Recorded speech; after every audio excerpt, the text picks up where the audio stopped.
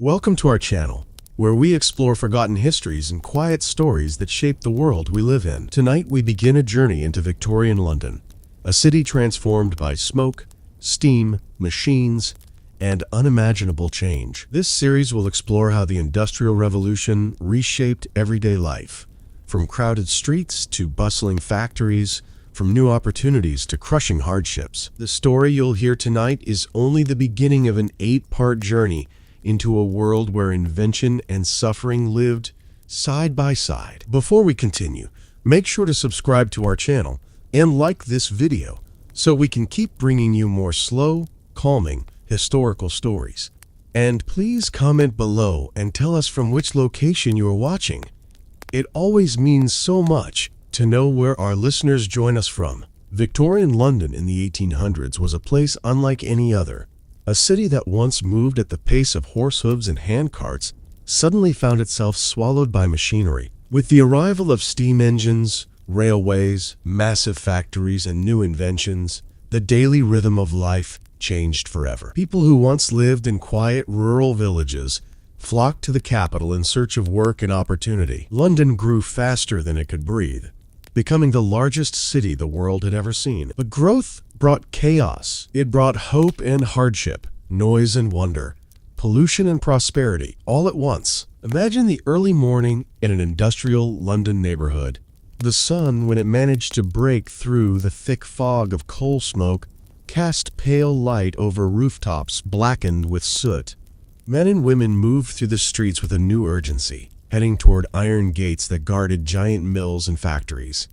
Inside, machines roared so loudly that people could barely hear their own thoughts. The workday began before dawn and often ended after dark, entirely altering the rhythm of family life. Children who once played in fields or helped their parents with simple chores now trudged alongside adults to dangerous workplaces that cared nothing for their age.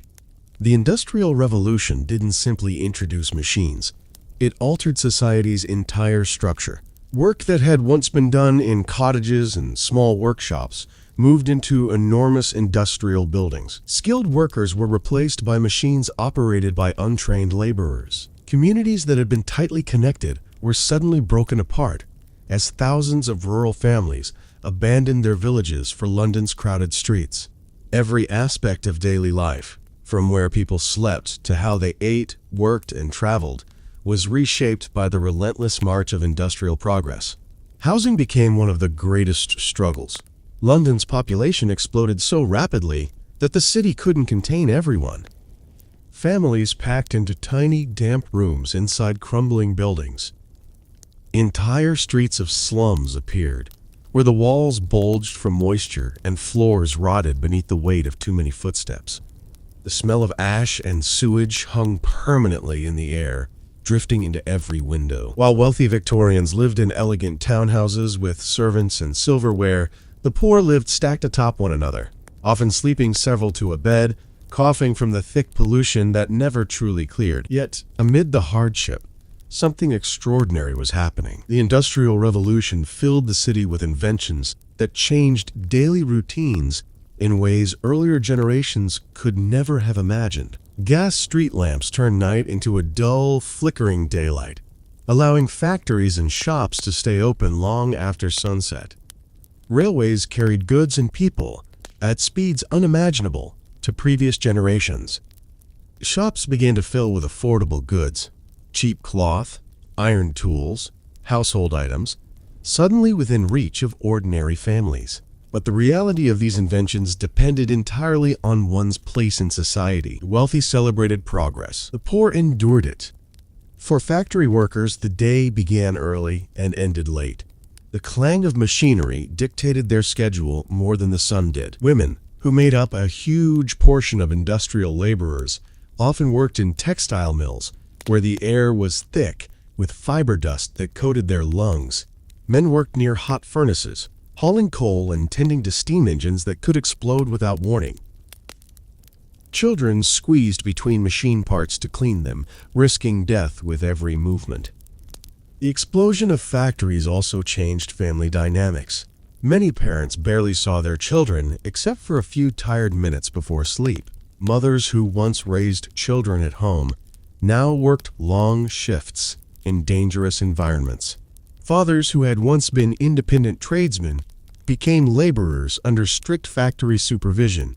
The family, once a unified working unit, was broken apart by schedules, exhaustion, and economic pressure. Yet even in suffering, people adapted. Street vendors appeared everywhere, selling food to workers on their way to factories. Cheap pubs and alehouses became places of escape, where laborers shared stories, sang songs, and tried to wash away the day's exhaustion. Women gathered in the early mornings to buy water from street pumps or queue for bread. Children learned to navigate London's chaotic streets with surprising skill, darting between horses, carts, and crowds. The noise of London grew louder than anything people had experienced before. The hiss of steam engines, the screech of metal wheels, the hammering of construction teams building new bridges and rail lines, all filled the air. Even conversations were shaped by this noise. People's voices grew louder, quicker, more urgent. Life itself seemed to accelerate without giving anyone a chance to rest. Transportation was revolutionized. Horses had long been the backbone of city travel, but now iron rails cut through the city like scars. The arrival of the train was a shock to the senses. A roaring, rattling monster of steel breathing steam into the sky. It carried workers, goods, mail, and ideas faster than ever before. Neighborhoods that once felt distant suddenly became connected. The city expanded, swallowing more villages and converting them into industrial districts. But the revolution came at a terrible cost to public health. Pollution filled the air, darkening the sky and coating lungs with soot. Water sources became contaminated with industrial waste. Diseases spread quickly in overcrowded slums. Cholera outbreaks devastated entire neighborhoods. Doctors warned of black lung caused by inhaling smoke and factory dust. And yet, the city kept growing, driven by the promise of work and the hope of a better life. Even leisure changed. Music halls opened for weary workers seeking entertainment. Markets bustled with new goods. Newspapers became cheaper, spreading stories and information faster than ever. Literacy slowly increased as printed materials became more accessible. People began to imagine worlds beyond their own, dreaming of futures shaped by invention and opportunity. But for the poorest Londoners, dreams were fragile. Every day was a test of endurance, a battle against exhaustion, hunger, cold, and illness.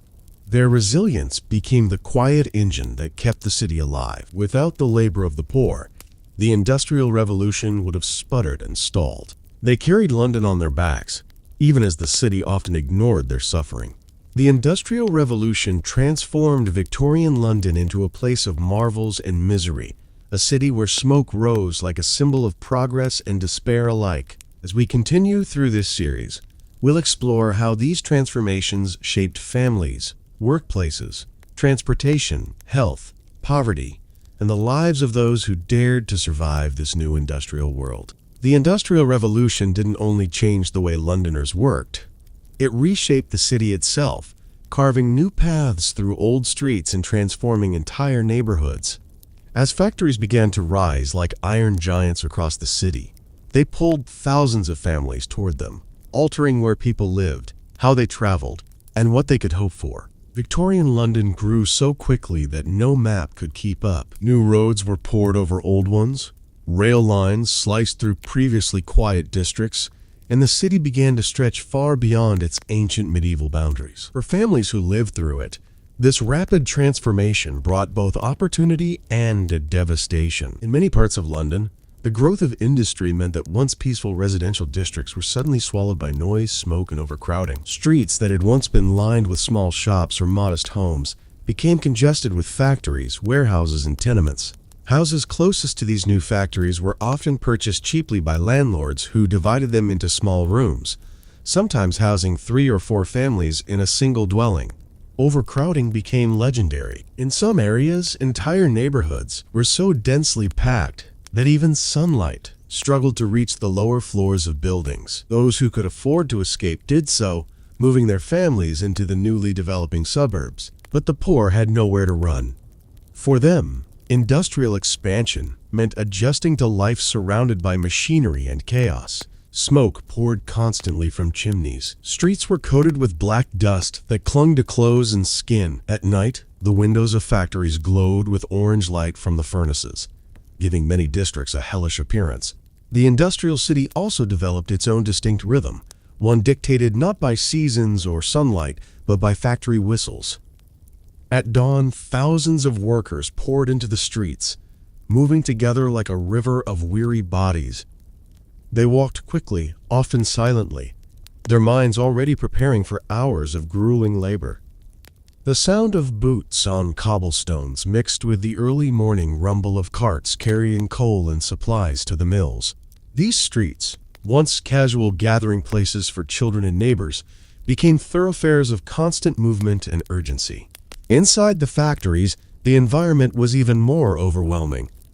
Vast rooms filled with machines, some weaving, some grinding, some stamping, created a constant roar that never truly faded. Workers learned to communicate through gestures and shouts, as the noise often drowned out any attempt at quiet conversation. The air was thick with dust, smoke, and heat. Even in winter, workers often sweated from the relentless warmth thrown off by the machines. In summer, the rooms became unbearably hot, and workers struggled to breathe as they moved through the cramped spaces. Women made up much of the industrial workforce. They worked long hours, often in textile mills or food processing factories, where the tasks required quick movement and constant attention.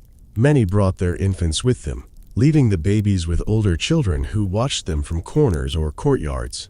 Mothers would rush to check on them during brief breaks, hoping the noise hadn't startled them too much or that they weren't too hungry.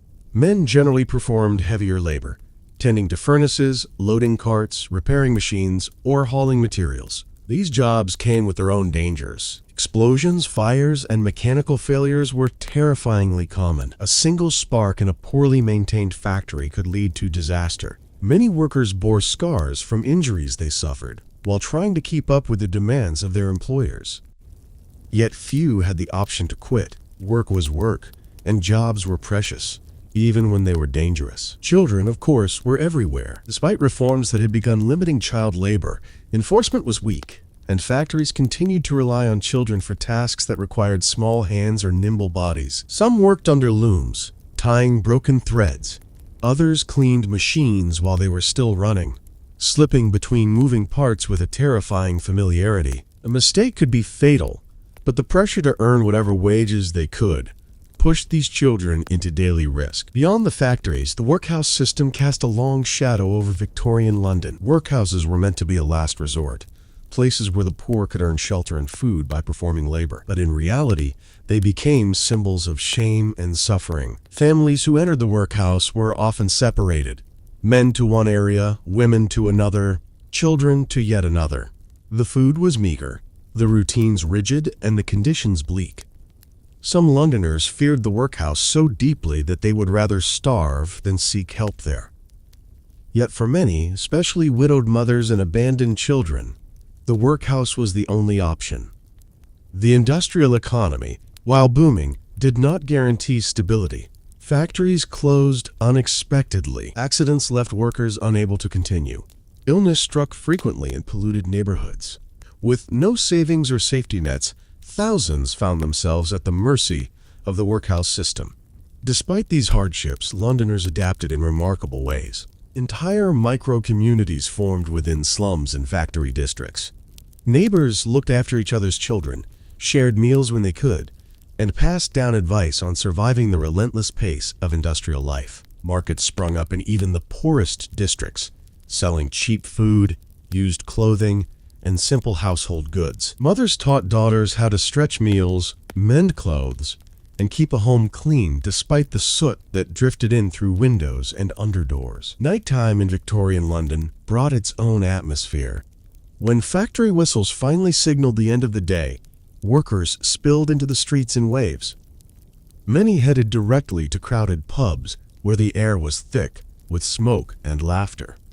Others returned home to cramped rooms where they collapsed onto mattresses stuffed with straw. Children played quietly in alleys, chasing each other under the flickering glow of gas lamps, while their parents spoke in hushed tones about wages, sickness, or rumors of better work elsewhere. The city's growing railways also played a major role in shaping everyday life. Trains brought food, goods, and raw materials into London at unprecedented speed. They also brought people from distant towns who hoped to find work and opportunity. London's railway stations, massive echoing halls of iron and glass, became gateways into a new world. But for many poor travelers, the first impression of London was not one of opportunity, but of overwhelming size and crowded streets filled with people who seemed to be in constant motion.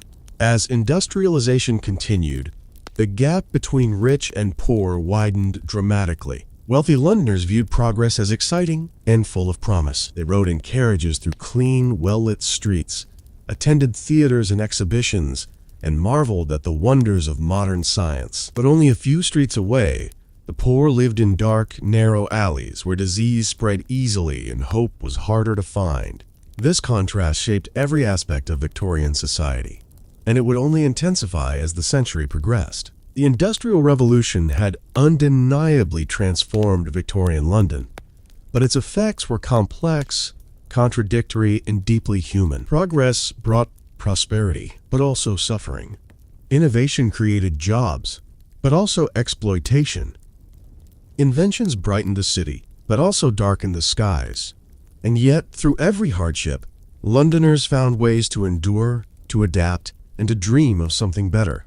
As the Industrial Revolution pushed London into a new era of rapid growth, the separation between classes became increasingly visible, not only in wealth, but in the physical layout of the city itself.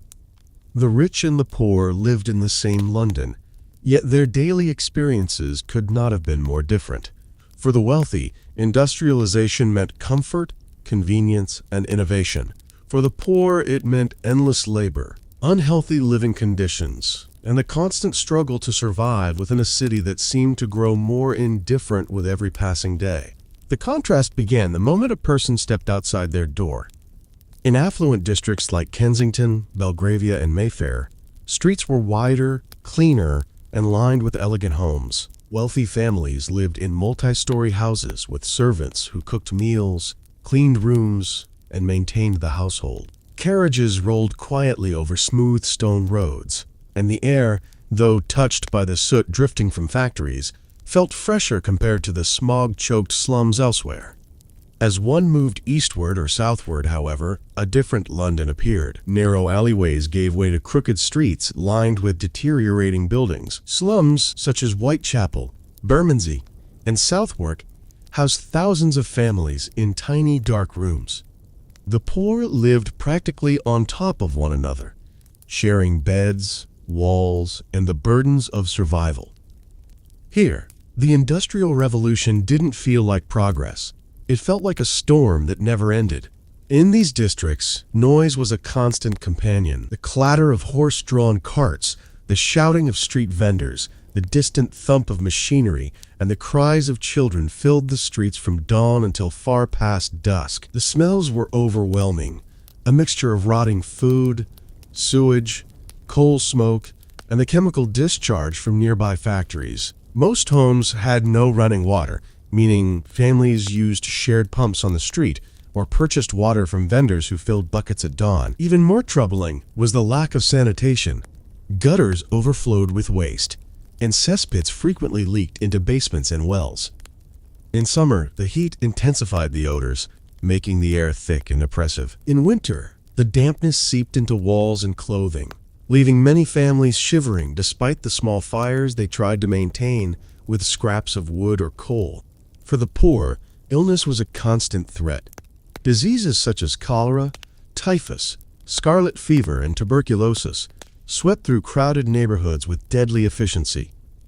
Entire families were sometimes wiped out in a matter of weeks. Medical care, though improving, was still largely inaccessible to the poor, who often relied on homemade remedies or the advice of neighbors. Some doctors offered free care to the needy, but hospitals were few, and many families simply could not afford to miss work long enough to seek treatment. Ironically, while these conditions caused immense suffering, They also fostered strong community bonds. Neighbors supported each other in ways that wealthier Londoners rarely experienced. Women shared food, childcare, and advice on how to stretch meager supplies.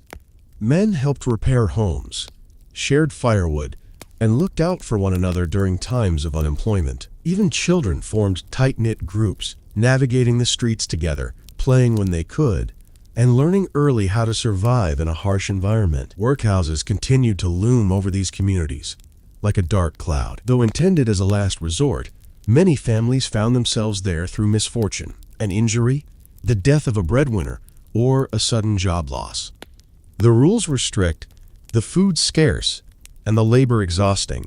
Families were separated, and children often grew up without seeing their parents, except during brief, supervised visits. Most Londoners feared the workhouse more than hunger itself. Yet for all its cruelty, the workhouse system revealed an important truth. London's poorest were not lazy or undeserving. They were trapped in a system that offered little hope for escape. Meanwhile, the wealthy enjoyed a very different reality. They embraced industrial innovations eagerly. Gaslighting illuminated their homes, allowing them to host dinners and gatherings long after the sun had set.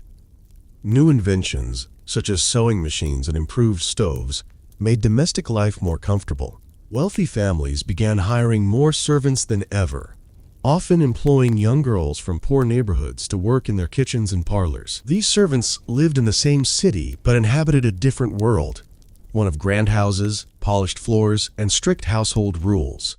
They worked long hours, but their surroundings were cleaner and safer than the slums they came from. Many felt torn between gratitude and longing. They had escaped the grinding poverty of their childhood homes. Yet they were not part of the families they served. Their lives existed in the shadows of luxury, close enough to observe it but never to claim it. Transportation also reflected the divide between classes. Wealthy Londoners used private carriages or hired cabs, gliding smoothly through the streets. The poor walked everywhere, often for miles each day, or crowded into early omnibuses that were noisy, slow, and uncomfortable. As the railways expanded, travel became easier for the middle class, but the very poor rarely ventured far beyond their neighborhoods, unless forced by work or survival. Despite these differences, industrialization created a new sense of urgency for everyone in London. Time itself began to feel different. Factories operated on strict schedules, trains arrived and departed with precision, and businesses depended on punctuality. Clocks became essential household items, and the structure of daily life became more rigid. People learned to measure their days in hours and minutes, not just moments. However, this newfound emphasis on time did not necessarily bring rest. In many households, both parents worked long hours. Children, even those who did not work in factories, often helped with chores, errands, or caring for siblings. Families saw little of each other, and exhaustion became a constant companion. Sunday, the traditional day of rest, was cherished by many as their only moment of peace. But even Sunday was shaped by industrialization. Churches became places not only of worship, but of community support, education, and relief. Sunday schools provided poor children with basic literacy, moral instruction, and sometimes even food. These gatherings offered a rare escape from the monotony and hardship of daily life. The city itself continued to grow upward and outward. New bridges crossed the Thames, connecting once isolated areas. New factories rose along the river, taking advantage of water transport for shipping goods. Rail lines cut through neighborhoods, sometimes forcing families to relocate or adapt to the constant movement of trains overhead. London evolved at such speed that entire districts changed character within a few years. For many, the transformation brought a strange mix of fascination and fear. People marveled at the technological wonders of the age: steam engines, telegraph wires, gas lamps, while simultaneously mourning the loss of the old rhythms of village life. The Industrial Revolution promised progress, but it also demanded sacrifice. And nowhere was this sacrifice more visible than in the lives of the working poor. Children, especially, bore the weight of this transformation. Whether working long hours, caring for siblings while parents labored, or simply trying to stay healthy in harsh surroundings, Their childhood was shaped by the demands of industry. They grew up quickly, learning hard truths about survival from a young age. Yet they also possessed remarkable resilience, finding joy where they could, in games played in alleys, stories passed among friends, or moments of laughter during rare breaks from work.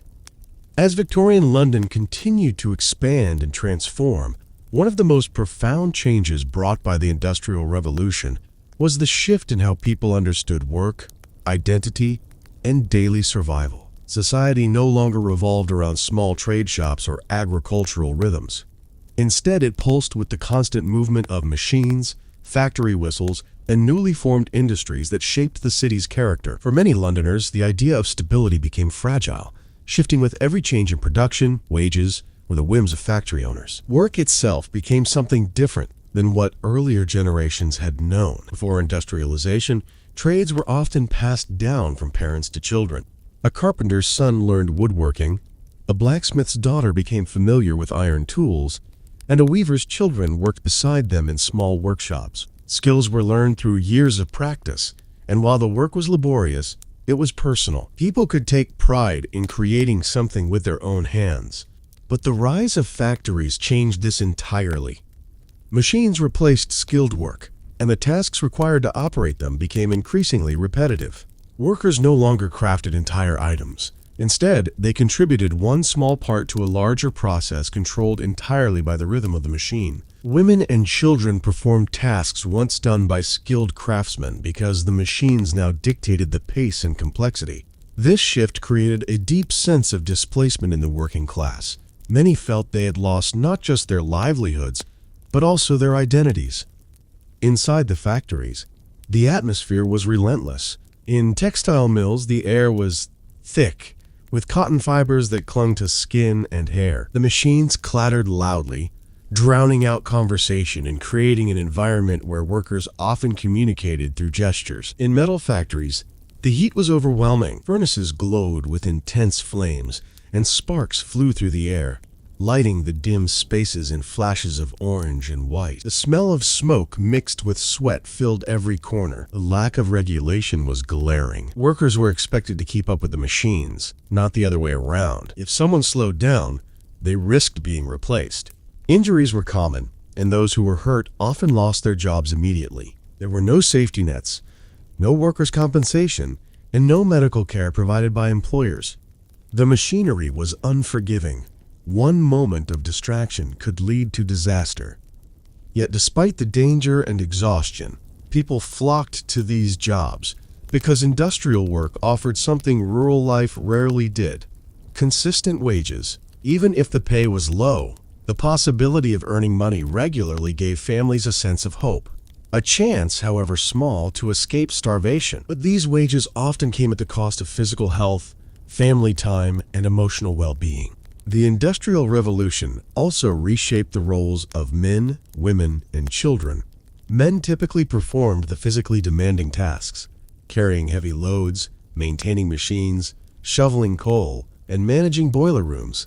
Women were often assigned to textile work, garment manufacturing, cleaning, and factory assembly lines. Children served as assistants to both groups, and sometimes worked independently in roles requiring small hands or agility.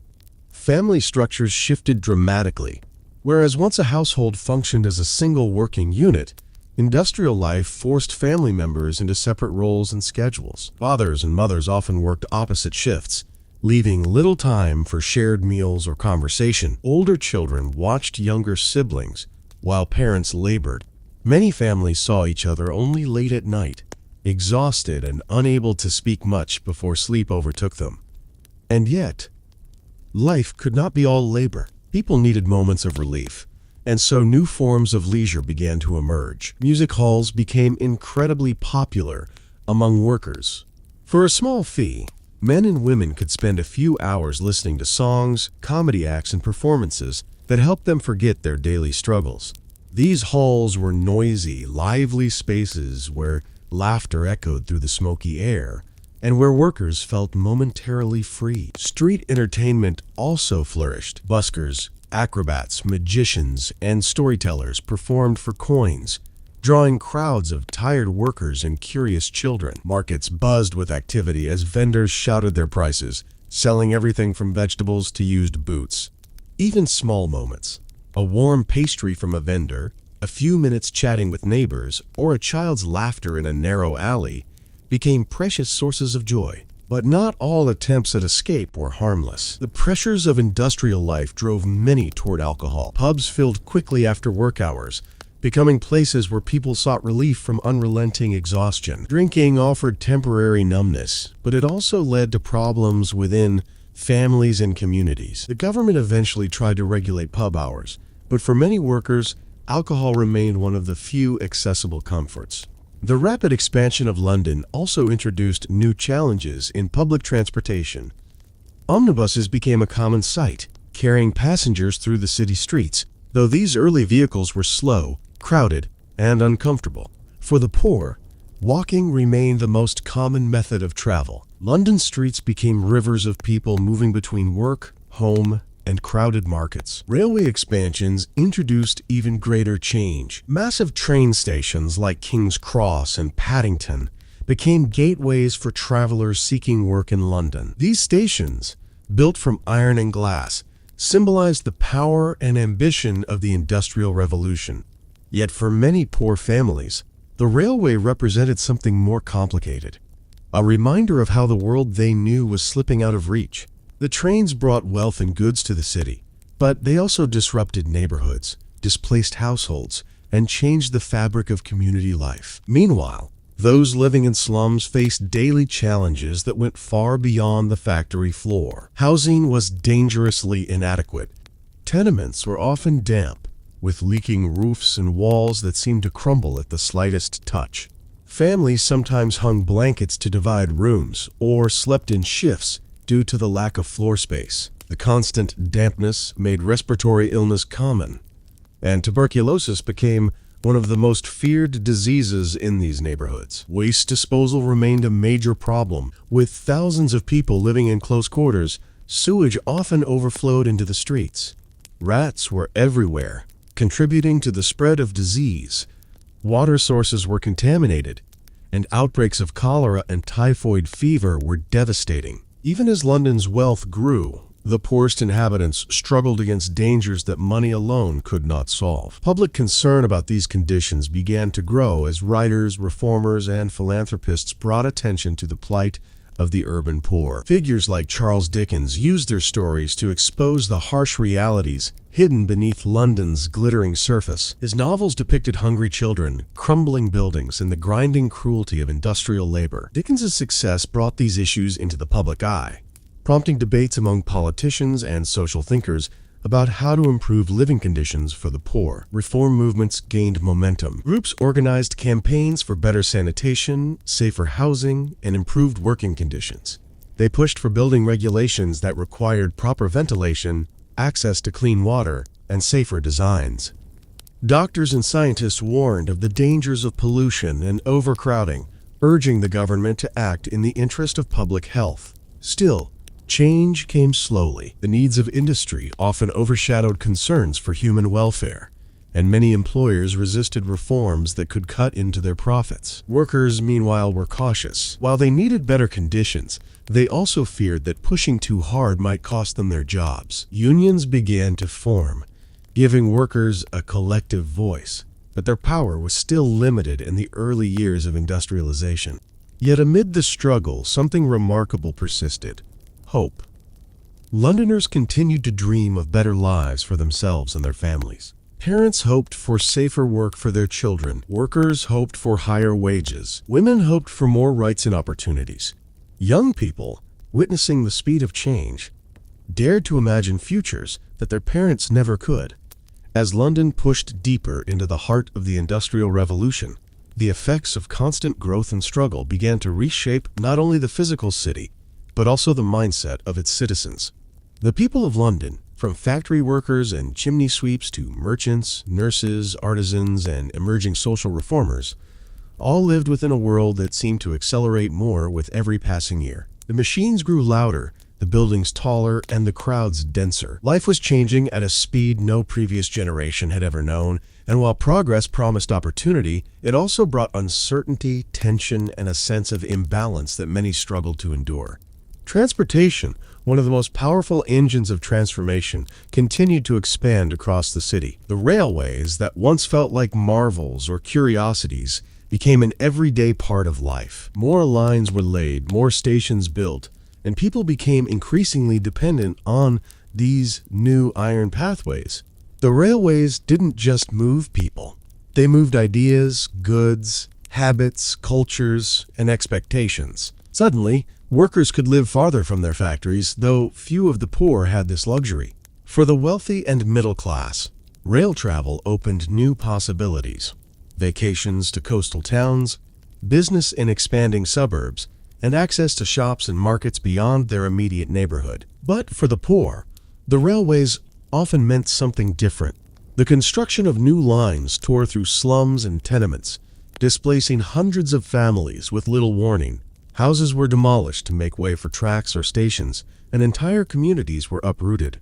Compensation for the poor was negligible, and many found themselves suddenly homeless. These families were forced to seek space in already overcrowded neighborhoods, deepening the cycle of poverty and instability. Still, even amid this loss, there were small signs of adaptation. Some poor Londoners began working near the railways, selling snacks, carrying luggage, or sweeping platforms. These jobs, while inconsistent, offered a small income that helped families survive another week.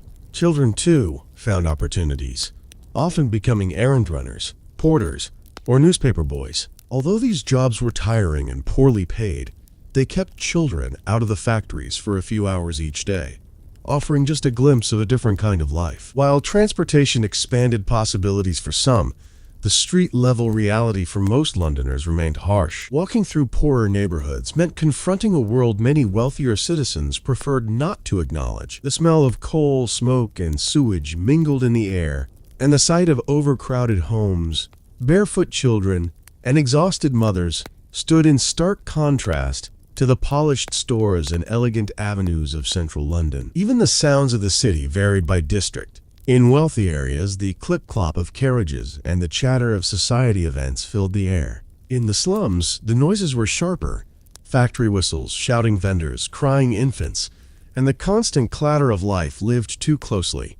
Despite these hardships, certain public works projects began to make small but meaningful improvements. One of the most significant was the modernization of London's sewer system, spearheaded by engineer Joseph Bazalgette. Before the sewer reforms, waste seeped into the Thames, creating foul smells and spreading deadly diseases. The Great Stink of 1858, when the pollution in the Thames became so overpowering that even Parliament couldn't ignore it, forced the government to act. Bazalgette's system redirected waste away from populated areas, dramatically reducing outbreaks of cholera and improving overall public health. For the first time in decades, many poor families began to see fewer children die from waterborne illnesses. The introduction of cleaner water systems and public sanitation projects didn't erase poverty, but they helped create a safer environment in which families could begin to imagine futures beyond mere survival. Even the poorest Londoners, who had spent generations living under the constant threat of disease, felt a shift. Mothers noticed when their children coughed less, or when their neighbors survived illnesses that once claimed whole households. These changes offered a small spark of hope in an otherwise oppressive world. Another major transformation came through education. As factories became more automated and skilled labor shifted, society began to recognize the importance of schooling for children. Prior to the Industrial Revolution, many poor children received minimal education, if any. Literacy was not considered essential for survival. But by the mid-1800s, this perception had shifted dramatically. The need for workers who could read instructions, calculate wages, or follow written regulations became obvious. As a result, schools grew more common, and Sunday schools, once simple gatherings for scripture reading, expanded to include basic lessons in reading, writing, and arithmetic. These schools often took place in church halls or rented rooms and were run by volunteers who believed education could change lives. Children who attended began to glimpse possibilities beyond factory floors. Though classes were crowded and books scarce, the chance to learn was precious. Education also became a battleground of ideas. Reformers argued that schooling could lift children out of poverty, while some factory owners insisted that education made laborers less obedient and less willing to work long hours. But the tide was turning. Education acts were introduced that gradually increased the number of children required to attend school. Over time, the city's children, especially those from working-class families, gained access to something their grandparents had never dreamed of: knowledge. Meanwhile, the landscape of women's work continued to shift. Women had always worked in laundries, kitchens, homes, factories, and markets. But industrialization created both new burdens and new opportunities. Many women spent their days sewing, cleaning, washing clothes, or cooking for wealthier families. Others worked in garment factories or food processing plants. Despite working long hours, women were paid far less than men, reinforcing a cycle of economic dependence that limited their ability to escape poverty. Still, some women began organizing and fighting for better conditions. Early women's labor movements emerged, pushing for shorter workdays and safer environments. These efforts laid the groundwork for later reforms that would continue long after the Victorian era ended. In addition to labor and housing, the Industrial Revolution altered London's social structure in profound ways. The idea of the middle class grew rapidly as shopkeepers, clerks, teachers, accountants, and small business owners found new roles in the industrial economy. These people lived between the wealthy and the poor, neither struggling for survival nor enjoying the luxuries of upper-class life. Their presence added new layers to London's already complex social fabric. This growing middle class also brought new cultural habits. They visited museums, attended lectures, read newspapers, and participated in political debates. Many became supporters of reform movements that aimed to improve city life. They pushed for affordable housing, safer working conditions, and better public health measures. Without their influence, many reforms might have taken decades longer to implement. But while society was changing, the poorest Londoners still faced enormous challenges. Crime was rampant in slum districts, driven by desperation, hunger, and lack of opportunity. Children often became involved in petty theft or street scams, simply to help their families survive. The police force, still developing its methods, struggled to maintain order in the most overcrowded parts of the city. In these areas, residents often relied more on neighborhood alliances than on official law enforcement. Life was unpredictable, and the future uncertain. Yet even in the darkest streets, hope flickered. People found ways to smile, to share stories, to support one another. Mothers comforted their children with songs passed down through generations. Workers joked with one another during brief breaks. Neighbors shared bread, coal, or advice. These small moments of humanity made survival possible. By the mid to late Victorian era, whispers of future reforms began to circulate. Laws limiting child labor grew stricter. Efforts to improve housing gained support. Medical advancements slowly spread. None of these changes solved every problem, but together they formed the foundation for a better London, a London that future generations would inherit. As the Industrial Revolution roared through the second half of the 19th century, Victorian London stood at the center of a world in transformation. Smoke rose from chimneys like gray flags marking the territory of progress, and the rhythm of the city grew louder, faster, and more complex. Yet for all its technological wonders, London remained a place where people lived deeply human lives, full of struggle, resilience, hope, and exhaustion. To understand how industrialization shaped the daily existence of Londoners, one must look not only at factories and railroads, but at the emotional and social undercurrents that ran through every aspect of life. One of the most significant developments of this era was the rise of mass consumer culture. For the first time in history, ordinary people began to encounter goods that were not handmade or exclusive to the wealthy. Factories produced textiles, household items, tools, toys, and clothing in huge quantities. These products flooded the markets and shops of London, creating new habits of buying and selling. Even the poor, who had long struggled to make ends meet, found that certain items, once luxuries, were now priced within reach. Street markets buzzed with life as vendors displayed cheap factory-made goods alongside fresh produce and second-hand clothing. A mother might purchase fabric for a dress, a set of tin plates, or a small toy for her child. Items that, just a generation earlier, would have been unthinkable for a working-class family. The availability of these goods gave people a sense of pride and comfort. Owning a simple set of dishes or a new scarf could make a home feel warmer, more dignified. However, this new consumer world came with challenges. Temptation grew along with opportunity.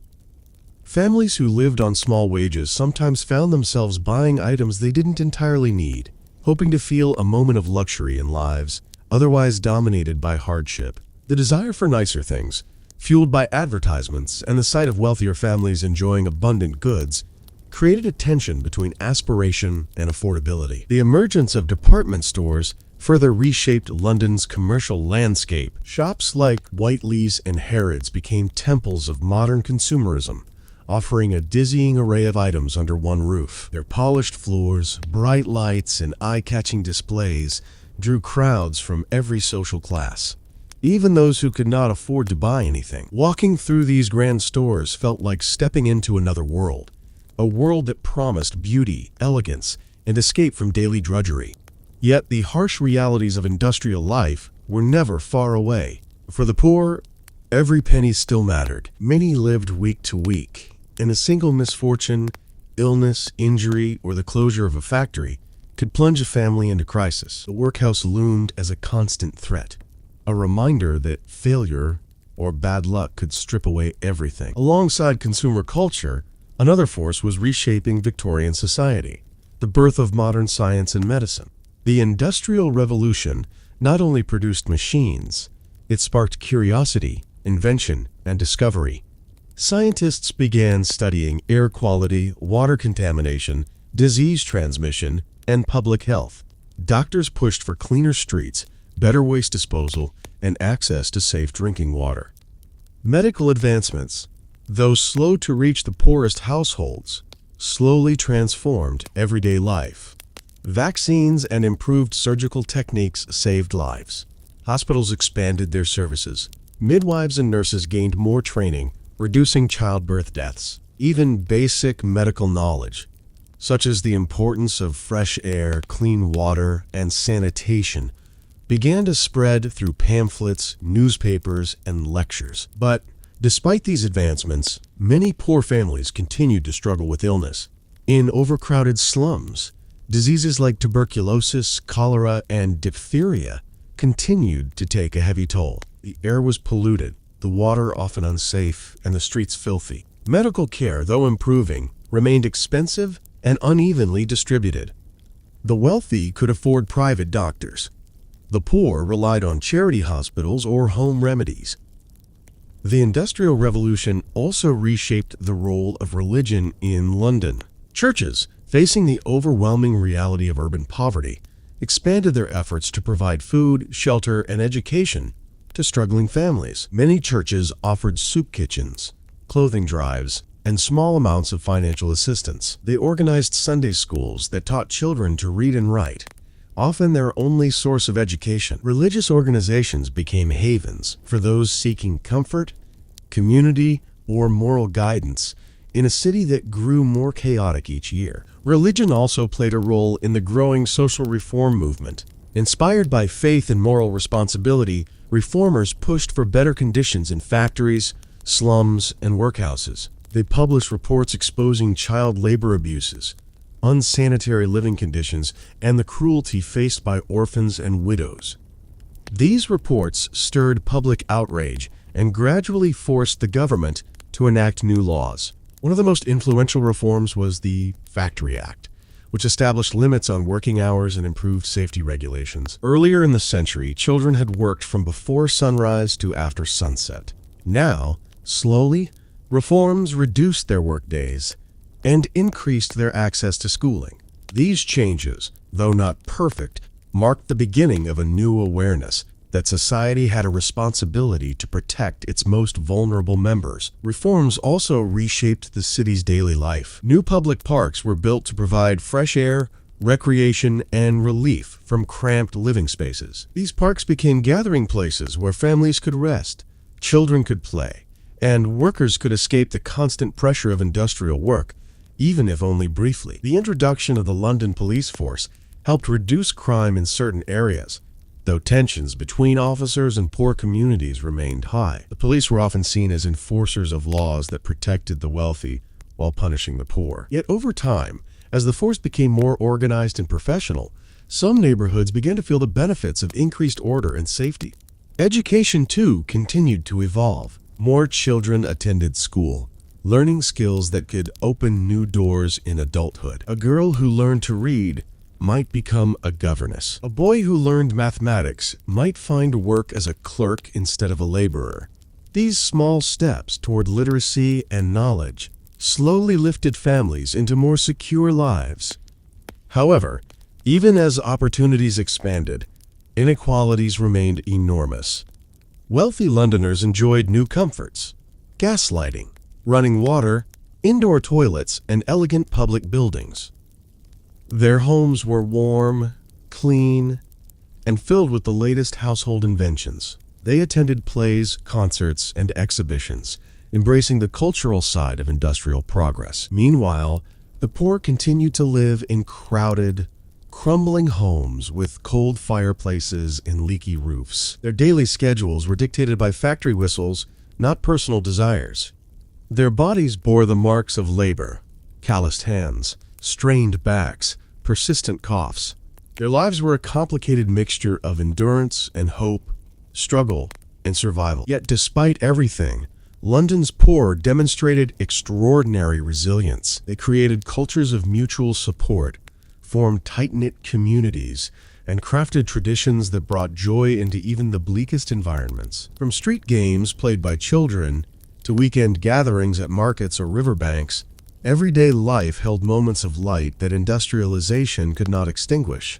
As the century progressed, the conversation around poverty began to shift from blaming individuals to examining the systems that trapped them. Reformers, politicians, and writers pushed for greater empathy, broader education, better housing, and safer workplaces. The idea that London could become a healthier, fairer city slowly gained traction. As the Industrial Revolution advanced into the final decades of the Victorian era, London found itself not only transformed by machines and inventions, but also by shifting ideas of responsibility, identity, and the very meaning of progress. The city had grown into a sprawling landscape of factories, railways, markets, tenements, and grand avenues. Its population had surpassed anything the world had ever seen, pulling in thousands from the countryside and beyond England's borders. Each day brought new challenges and new possibilities, and through it all, one question remained: could London evolve into a city that cared for all its people, not just the wealthy and powerful? By the late 1800s, the city had become a patchwork of contradictions. In some districts, the signs of industrial prosperity were unmistakable. Electric lighting began to appear in certain theaters, streets, and public buildings, casting a glow that felt almost magical compared to the flickering gas lamps that dominated most neighborhoods. Electric trams were introduced, promising faster travel for the future. Telephones, once unimaginable, began to appear in the offices of the rich and the shops of the expanding middle class. But for the poor, these wonders often existed only in the distance. Most working-class families still lived in slums or overcrowded housing blocks, lit by candles or smoky oil lamps. Their streets remained dark, their water supplies unreliable, and their daily routines shaped not by innovation but by necessity. For every step forward the city took, thousands of people remained trapped in the shadows of progress. One of the most significant changes of this period was the rise of labor movements. The harsh working conditions that had defined industrial life for decades were no longer tolerated in silence. Workers began to gather, discuss, and organize. Meetings were held in crowded pub back rooms or beneath railway arches. Leaflets circulated calling for shorter hours, safer conditions, and fair wages.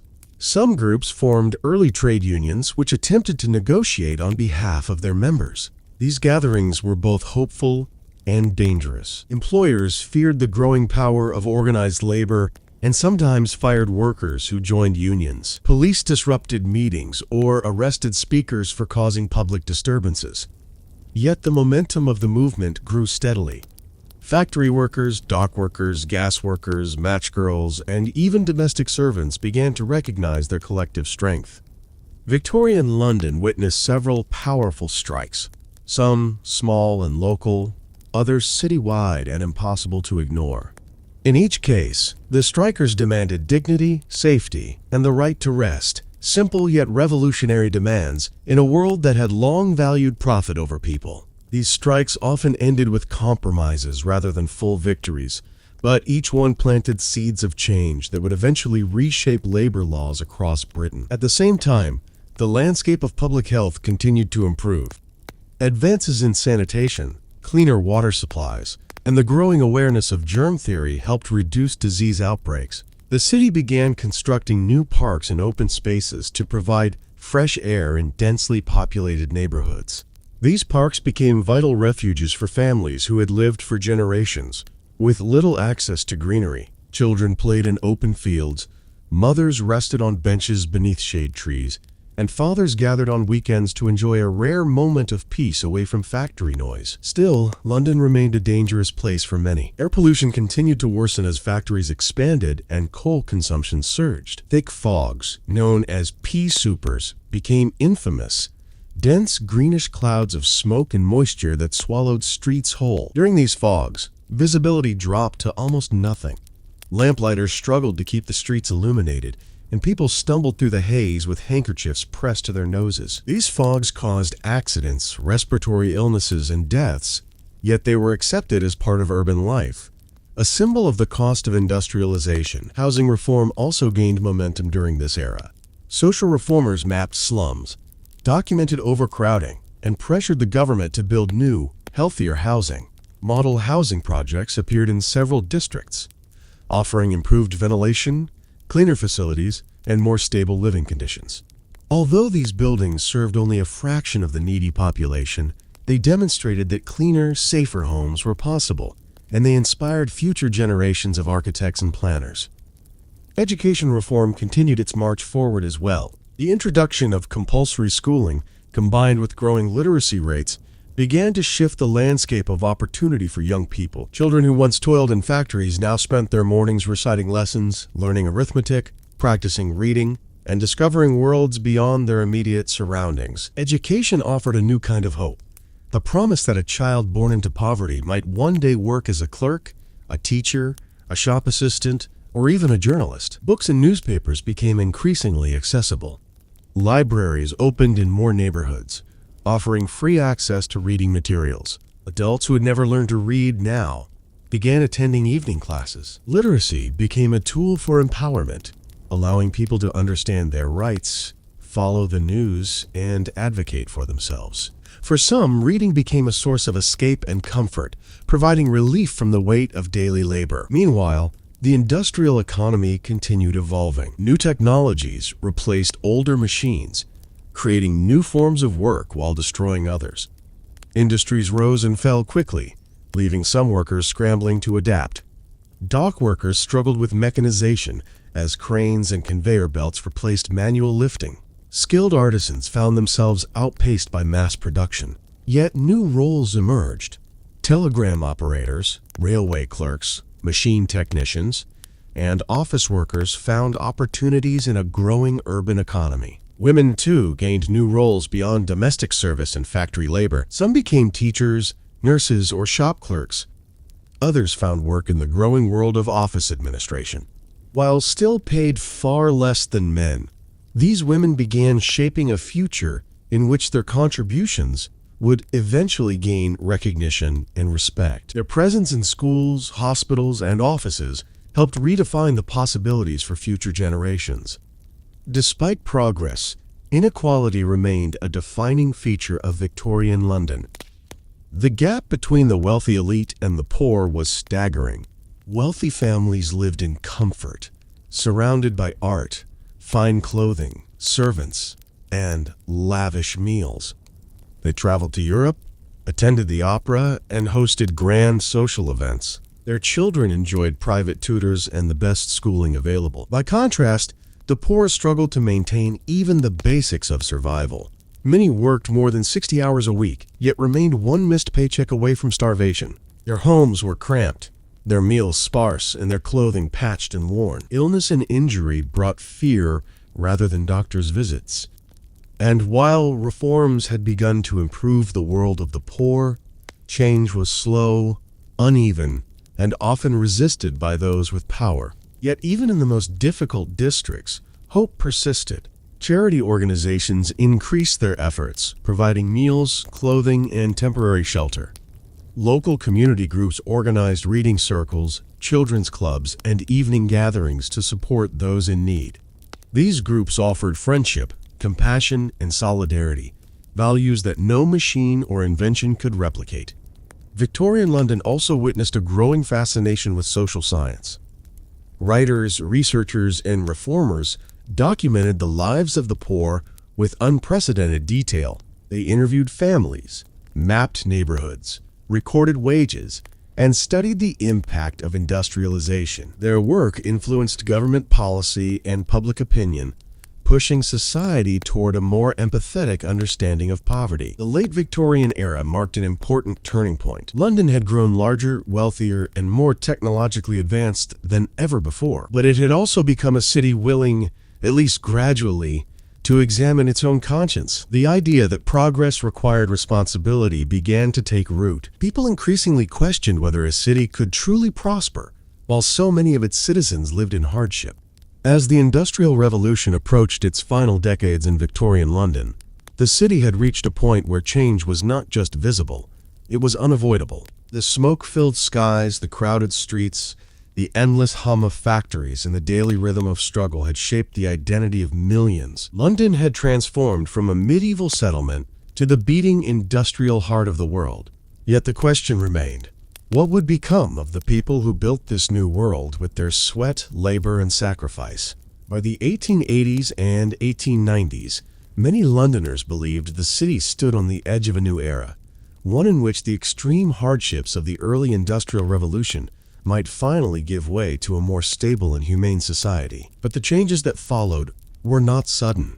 Instead, they came in waves, shaped by decades of suffering, resilience, reform, and the determination of ordinary people. One of the most profound transitions was the shift in public awareness. Earlier in the century, poverty had been seen as a natural outcome of personal failure or lack of moral discipline. But by the late Victorian era, it became increasingly clear that poverty was tied to environmental conditions. Low wages, overcrowded housing, illness, lack of education, and dangerous workplaces. Reformers, journalists, and even some political leaders began acknowledging that the structure of industrial society itself played a major role in perpetuating suffering. The work of social investigators like Charles Booth, who meticulously mapped poverty levels across London, revealed that nearly one-third of the population lived in severe hardship. Booth's maps shocked the nation. They showed that poverty was not confined to hidden corners of the city, but spread widely across entire districts. His findings made it clear that the Industrial Revolution had created not just wealth, but also vast inequality. This new understanding fueled momentum for major reforms. The government began taking more responsibility for public welfare. The Public Health Acts were strengthened, the sewer system expanded, and housing laws became more rigorous. Although landlords still found ways to exploit tenants, there was growing pressure to upgrade buildings, remove dangerous structures, and provide safer accommodations for families. Schools continued to improve as well. The Education Act of 1880 made school attendance compulsory for all children up to the age of 10, and later laws extended that requirement even further. This marked an extraordinary change for London's youngest citizens. For the first time in history, children who might once have worked 12-hour days in factories now had the chance to learn reading, writing, arithmetic, and even basic science and history. Education gave them not only knowledge but dignity, a sense that their lives mattered, and that they could imagine futures beyond the limitations of their circumstances. The expanding education system also changed the rhythm of daily life. Children woke not to factory whistles, but to the expectations of classrooms. Parents, though still exhausted from long work hours, took pride in sending their children to school, hoping they might secure work as clerks, shop assistants, or tradespeople rather than laborers. Literacy rates rose sharply, and with them the availability of books, newspapers, and printed materials that reached even the poorest households. Public libraries opened in more neighborhoods, providing free access to knowledge. Adults attended evening classes to learn skills that could improve their employment prospects.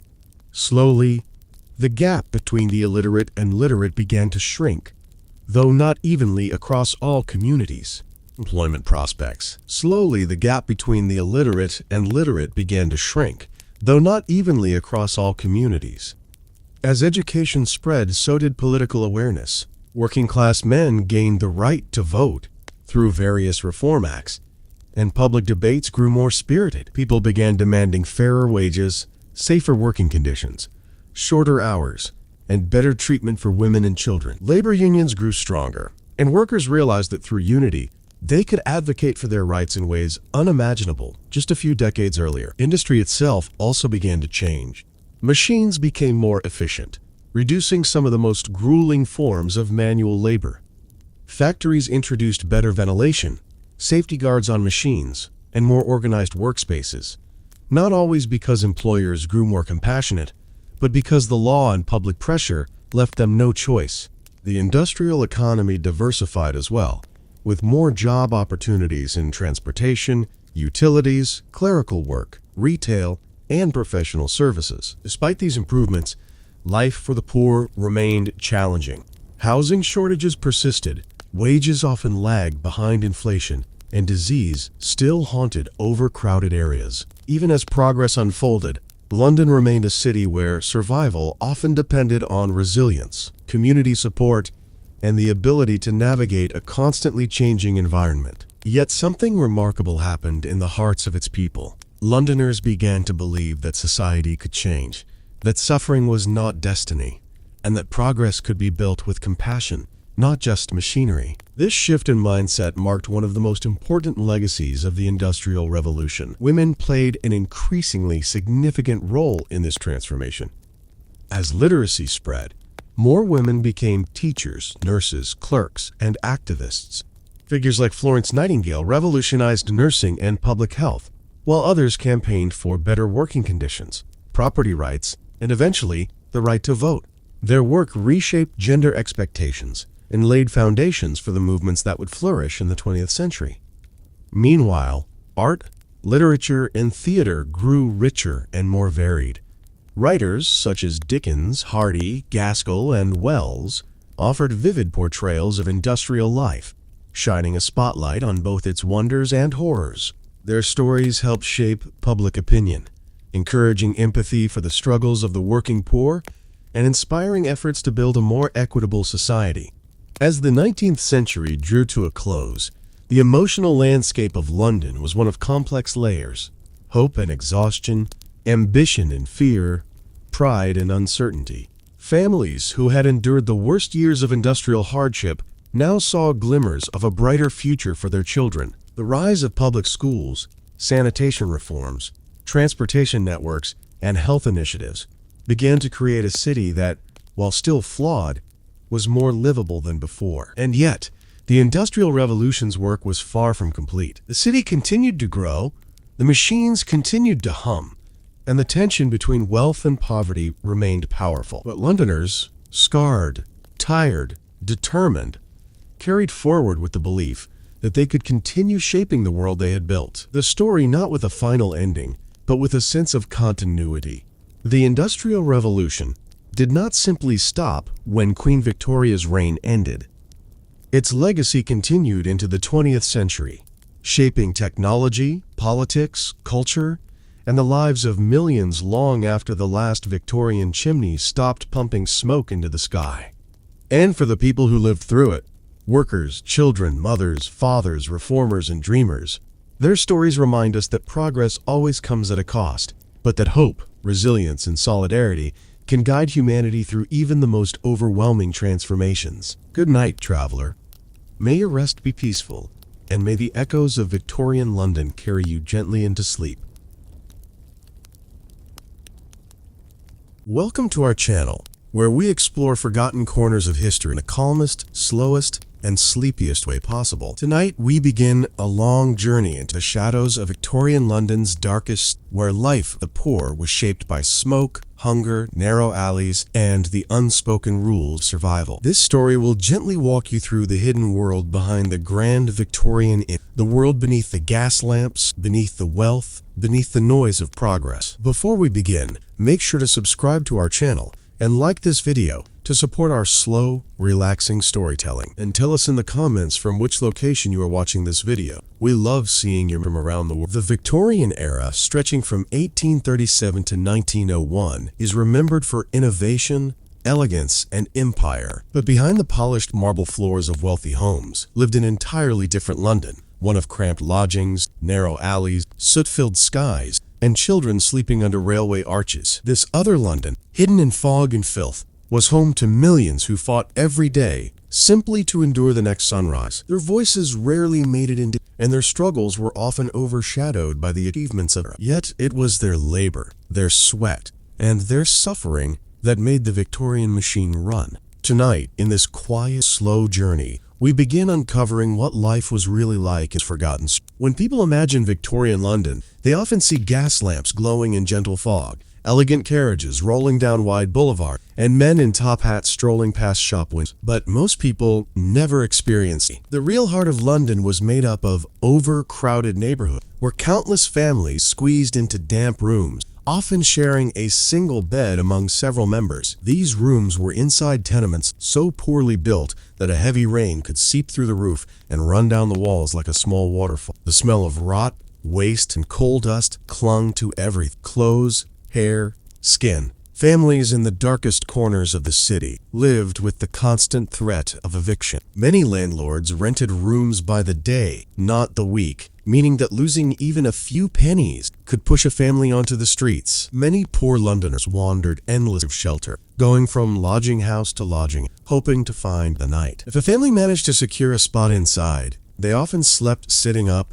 resting against one another, unable to stretch out due to the overcrowding. The sound of coughing, crying infant, and restless snoring filled these spaces until morning. Step outside into the streets, and you would be met with a maze of alleys so narrow that two people could barely pass. The buildings rose high overhead, blocking out sunlight and trapping fog. These were streets where chimney soot floated in the air like dark snow, where gutters overflowed with filth, and where the only fresh water might come from a pump shared by hundreds. Most homes lacked plumbing, bathrooms, or even basic drainage. Human waste was often thrown into the street, landing with a thud before slowly making its way down uneven cobblestones toward the Thames. These conditions created a perfect home for disease. In the darkest Victorian streets, sickness was everywhere. Cholera outbreaks swept through neighborhoods in waves, claiming hundreds at a time. Typhus, tuberculosis, diphtheria, and scarlet fever spread through families with terrifying speed. A single infected child could pass the illness to siblings, parents, and even neighbors who shared the same air in overcrowded rooms. Death was such a constant presence that many children grew up understanding mortality before they understood their own birth. Yet, amid these grim realities, life continued. Street vendors filled the alleys each morning, calling out the names of their goods: fish, bread, coal, ribbons, buttons, anything that could be sold for a few pennies. The sound of footsteps on wet cobblestone mixed with the jingling of cartwheels and the clatter of milk pits. Children raced through the streets in packs, barefoot even in winter, dodging carriages and shouting to each other in accents so thick that outsiders struggled to understand them. These children, living without warmth or comfort, learned how to survive in ways that most adults today cannot imagine. Some scavenged the streets for scraps of metal or bone to sell to rag merchants. Others picked pockets, a desperate act that risked prison or beating. Many helped their parents carry loads of firewood, water, or coal across miles of roads. Childhood in the was not gentle.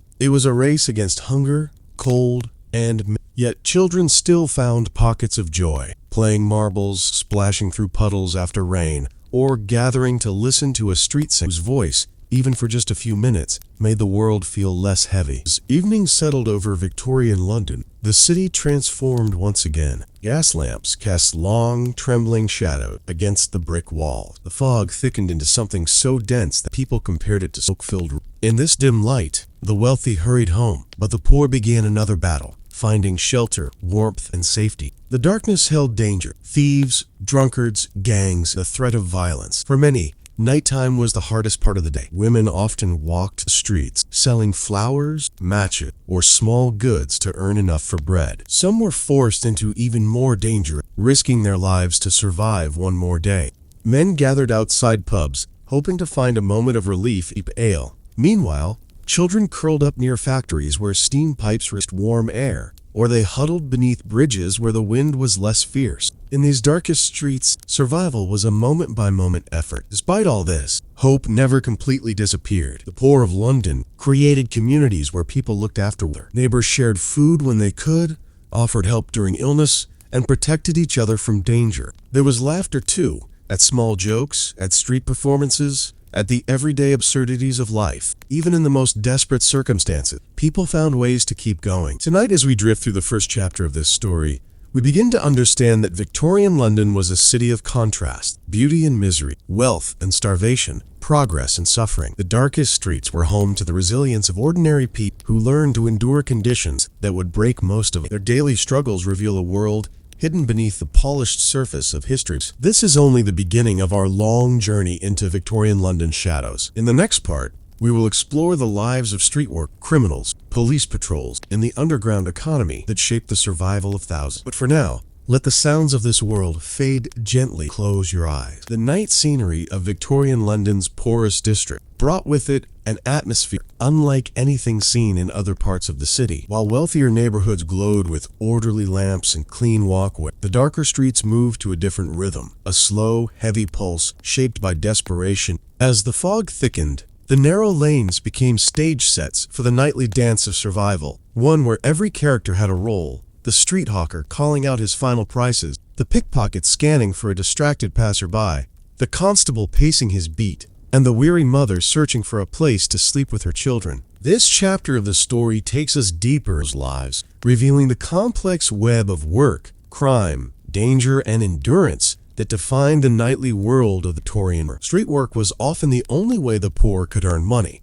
and the types of jobs available depended on age, strength, cunning, and opportunity. At sunrise, people sold food or coal. At sunset, their roles shifted. Gas lamps created just enough dim light to make streets useful, but not enough to reveal every perfect condition for quick trades and anonymous transactions. For many, the evening was a second chance to earn pennies they had failed to gather in. Men without steady work often turned to labor-intensive street jobs. Some became costermongers, selling fruit, vegetables, or fish from carts they sometimes rented by the hour. Their voices echoed down the alleys as they called out deep. Others carried heavy loads for small wages, acting as human delivery services in a world without accessible carts or affordable transportation. These men understood the streets intimately: the shortcuts, the busiest corners, the safest places to stand, and the locations to avoid once darkness settled. Women often faced far harsher. Many worked as washerwomen or seamstresses by day,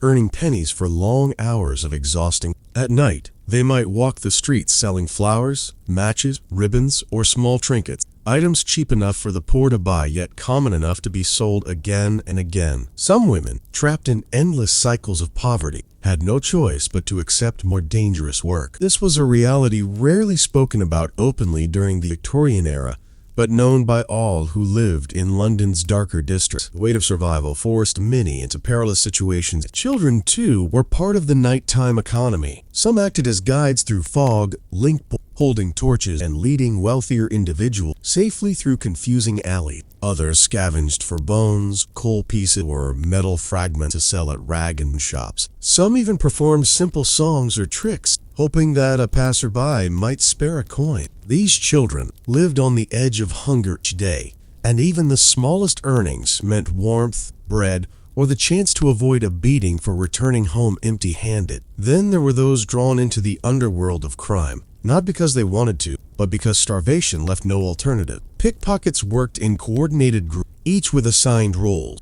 the distractor, the taker, and the runner. Their movements were quick, subtle, and practiced. Thieves' dens scattered across poorer districts served as safe houses for criminal activity. Some gangs employed children because their small size allowed them to slip unnoticed into crowds or tight spaces. Many of these young thieves were their parents taken by disease or prison, leaving them stranded in the streets, no one to guide them. Police patrols in Victorian London were still evolving during this time. The Metropolitan Police, a relatively new institution in the mid-1800s, struggled to maintain order in districts so dense and confusing that even officers lost their bearings. Policemen walked their nightly beats with rattles or whistles for backup, and many encountered danger at every corner. Alleyways that seemed empty often held individuals desperate enough to fight or flee. Police faced the challenge of distinguishing between criminal actions and survival behaviors, a task made harder by widespread poverty. In many cases, officers ignored minor offenses, knowing that arresting someone over a loaf of bread or a pocketful of coal would do little to change their situation. The darker street Victorian London shaped an underground economy that operated with silent effect. Pawnbrokers flourished, offering the poor a way to trade anything, clothing, tools, heirloom, for tiny amounts of cash. Many families survived by pawning their belongings in the morning and reclaiming them at night if they earned enough to pay the interest. This daily back and forth created a fragile rhythm, one broken easily by illness or misfortune. Night shelter and lodging house were crucial survival, but conditions varied. Some were little more than rooms filled with benches where people slept, sitting upright. Others crammed dozens into single rooms for a few pennies. These spaces were loud, filled with coughing and murmured conversations. For many, a shelter meant at least temporary relief from the cold winds and damp fog that swept through London after sunset. Despite the filth, danger, and exhaustion that defined these neighborhoods, there was also a sense of community. Families shared food when possible. Neighbors watched out for one, and small acts of kindness created threads of hope. A mother might give a stranger's child half a crust of bread. A vendor might slip an extra vegetable into a loyal customer's basket. A group of children might share a blanket on cold nights. These moments of humanity softened the edges of a world otherwise shaped by struggle. As midnight passed, the streets grew quieter. Factories slowed, pubs emptied, and fog thickened until lamps glowed like dim halos suspended. For many, this was the most vulnerable time. The cold deepened, hunger gnawed more sharply, and exhaustion heavily. Yet even then, sounds could be heard. The distant rumble of a carriage, the creak of a door, the cough of a child, the faint call of a vendor finishing his last round. By dawn, London's darkest streets prepared for another cycle. The poor who survived the night stepped into the pale morning light, ready to begin again. Their resilience, day after day, night after night, reveals a truth often overlooked. They were not weak, but incredibly strong, carrying the burdens of an unforgiving world with quiet determination. And so, this part of the story ends not with closure, but with a continuation. Because life in Victorian London's darkest streets was never still, never complete, always moving between survival and hope, shadow and light. The early morning hours in Victorian London's poorest districts brought no sense of calm or renewal, only a shifting of struggle from one form to another. As the last traces of night fog thinned, the city's millions awakened to another day shaped by routine hardship. The darkest streets, still damp from the night's mist, filled gradually with movement. Factory whistles began to howl, sending a rumble through the air that signaled the start of yet another long and unforgiving workday. In these overlooked corners of London, morning was not a quiet rise but a hurried scramble for survival, and each day mirrored the one before it with relentless repetition. Families crammed inside narrow lodging rooms woke first to the cold. Windows, if they existed at all, were often cracked or stuffed with rags to keep out drafts. Mothers stirred weak fires made from scraps of coal, attempting to warm a pot of. If there was no coal, the fire stayed cold, and breakfast became nothing more than a hope carried into the day. The sound of coughing children echoed the walls, the familiar, wheezing rhythm of a community constantly battling dampness. Outside, shopkeepers in wealthier districts prepared displays of bread, fruit, and polished goods. But in the poorer streets, vendors dealt mostly in remnant, bruised vegetables, stale loaves, cracked pottery, and anything that could be salvaged. People in these districts learned to stretch pennies beyond reason, buying the bruised apple instead of the full-priced one, the day-old roll instead of the fresh loaf,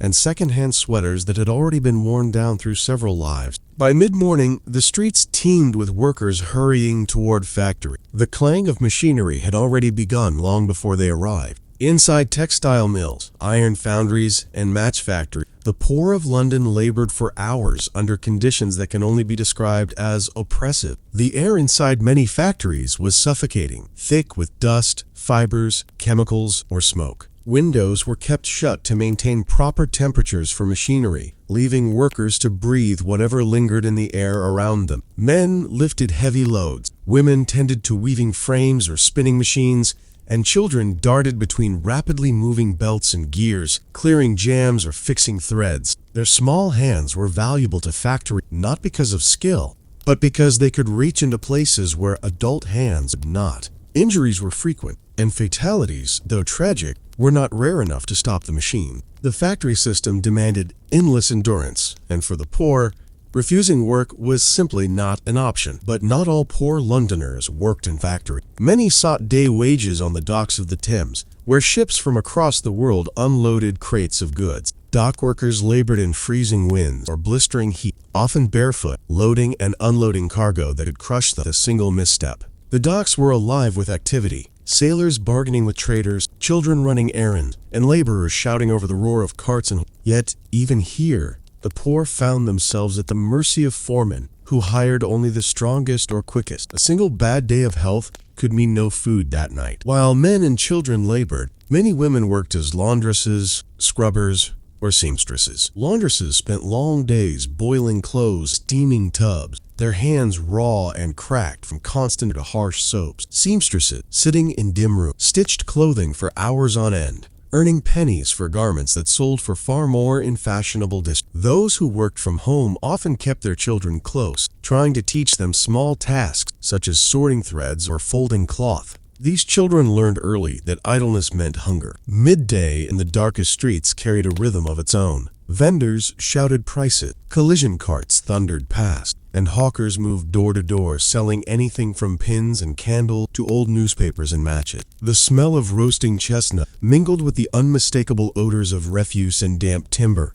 For those with a few coins, lunch might be a small meat pie or a roll with fat. For others, it was nothing more than water and whatever bits of bread they could afford. As noon gave way to afternoon, the resilience of the poor became even more visible. People gathered around street preachers, not always to hear sermons, but simply to stand in a crowd, to feel less alone. Children played in alleys, kicking stones or spinning hoops made from broken barrels. Their games were simple because they had nothing else. In many ways, their imaginations were the only luxury they possessed. The poor also relied on wealthier rarely. Women checked on sick neighbors, sharing herbs or homemade remedies. Older boys kept watch for police or gang members when younger children played. A loaf of bread shared among us meant more than just food. It meant community in its purest form. But beneath these moments of unity lay deep and constant insecurity. Working families lived in fear of sudden illness, injury, or unemployment. A single accident at the factory could leave a man unable to work,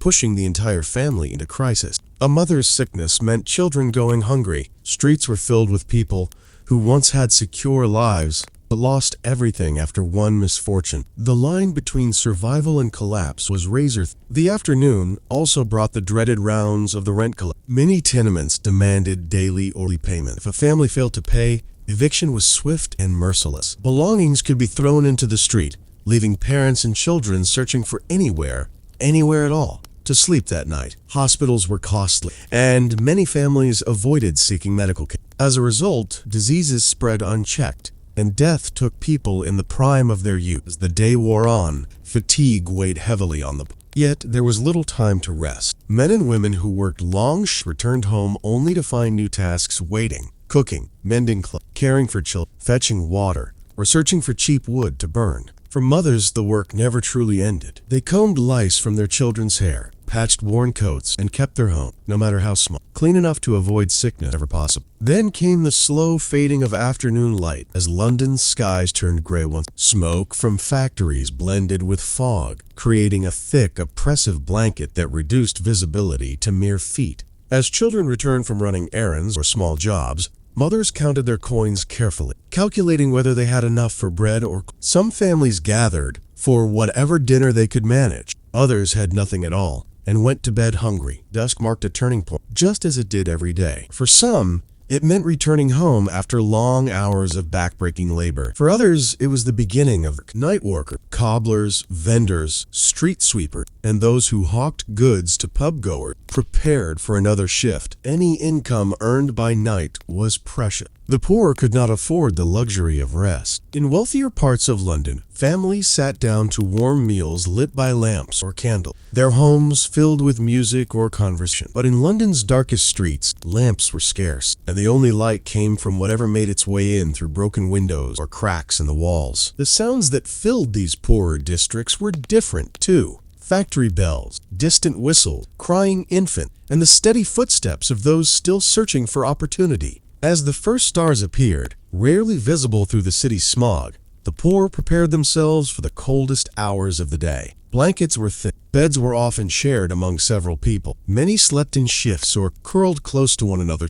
Yet, even in this exhaustion, the poor held on to small comfort. A softly hummed lullaby from a mother to her child, a whispered conversation between siblings, or a simple moment of stillness where the day's hardships faded briefly to quiet. This was the daily rhythm of Victorian London's darkest streets, a relentless cycle of labor, fear, hunger, and resilience. Part 3 reveals the structure of daytime life and the constant pressures that shaped every moment. But the night, still ahead in our journey, held its own complex world of danger, opportunity, and secret. Night in Victorian London's poorest districts carried a presence so heavy and distinct that anyone who walked those streets felt it settle around them like a damp cloak. The city's darkness was not just the absence of sunlight. It was a living thing shaped by fog, smoke, and the quiet fears of those who through it. As evening deepened, the world of the poor shifted once again. The exhausted workers who had spent all day in factories or markets returned to homes that offered little comfort. At the same time, a new cast of characters emerged into the night. Thieves, watchmen, night sellers, performers, gamblers, and children with nowhere else to go. Each carried their own woven into the nighttime fabric forgotten. Gas lamps flickered uncertainly, casting uneven patches of light that little the darkness. In wealthy neighborhoods, lamps were maintained regularly, cleaned and trimmed, so their glow remained steady. But in the poorest districts, the lamps were often dim, their glass cracked or so coated with soot that even when lit, they cast more shadow than light. For many Londoners, the winding alleys felt like endless, dark corridors, where even the sound of one's own footsteps was unsettling. The evening was when the poorest families gathered, trying to create small pockets of warmth and togetherness amidst the harsh Mothers prepared simple meals using whatever could be afforded. Stale bread, softened in broth, potatoes cooked over a tiny flame, or scraps of meat purchased cheaply because they were bruised or children sat close together, eager for any warmth the tiny fires provided. Their faces, smudged with soot and dirt, softened as they relaxed for brief moments, listening to the familiar sounds of their home, a kettle hiss, a floorboard creaking, a sibling's quiet laughter. But outside, the streets came alive in a different way. Shopkeepers who stayed open late lit hanging lamps or candles to attract customers. Markets transformed into nighttime bazaars, with vendors calling out prices to anyone passing by. Women sold flowers carried in small baskets. Men sold hot chestnut or pies, though some of these foods were of questionable safety. Desperation didn't leave space for caution. If something looked edible and the price was low, it was sold. The pubs filled quickly. For many working men, a cheap mug of ale offered the only escape from the gnawing fatigue of the day. The noise from pubs spilled into the streets. Laughter, shouting, singing, arguments. It created a strange contrast. Inside, boisterous energy. Outside, the lonely quiet of families returning home. Yet pubs were not just places of escape. They were meeting points where information traveled faster. News of jobs, illnesses, deaths, crimes, or opportunities was exchanged in low, tired voices. But, as with all places of public gathering, danger lurked in shadow. Drunken fights broke out often, and police did their best to intervene, though they were outnumbered and often hesitant to enter the most dangerous alleys. The poor had their own way of dealing with, sometimes stepping in to break up a fight, other times clearing out quickly to avoid trouble altogether. The night economy was complex and varied. Many people worked after sunset because daylight hours were already consumed by labor that didn't pay enough to survive. Night jobs filled the gaps. Charwomen cleaned shops and offices until their fingers ached. Boys carried lanterns for wealthy pedestrians who feared the dark alleys. Older children gathered around factory gates, hoping for small tasks like sweeping the floors or carrying bundles. But for others, nighttime work took darker. Prostitution was rampant, born from desperation rather than. Women of all ages, some barely older than children, wandered the foggy streets offering their company.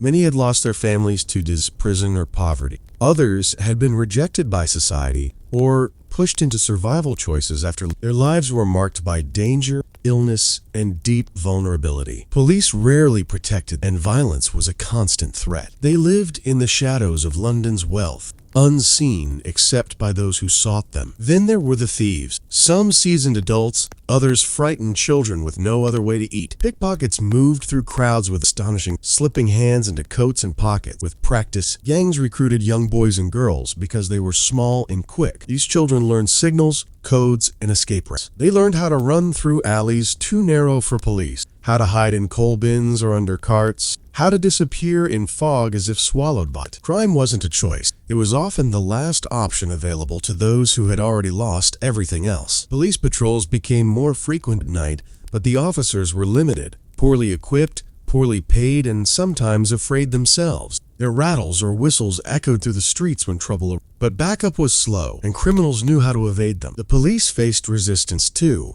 because many poor Londoners saw them as agents of the wealthy, rather than defenders of the vulnerable. Trust was scarce. Fear was plentiful. Meanwhile, lodging houses filled rapidly. Those who had managed to earn a few pennies could secure a place indoors. But the quality of that shelter varied widely. Some houses offered beds, thin, often infested with lice, but still better than the streets. Others offered a rope stretched across a room where people slept, slumped over it. The cheapest places offered only standing room or a corner of the floor, where dozens pressed shoulder to shoulder until morning. Those who had no pennies left wandered the city in search of warmth. Children huddled near bakery vents where warm air escaped. Homeless men gathered against the walls of factories where steam pipes lit heat. Women with infants wrapped themselves in whatever cloth they had, trying to shield their babies from the biting night wind. London's streets at night offered countless horrors, but the cold was often deadly. Yet among all this hardship,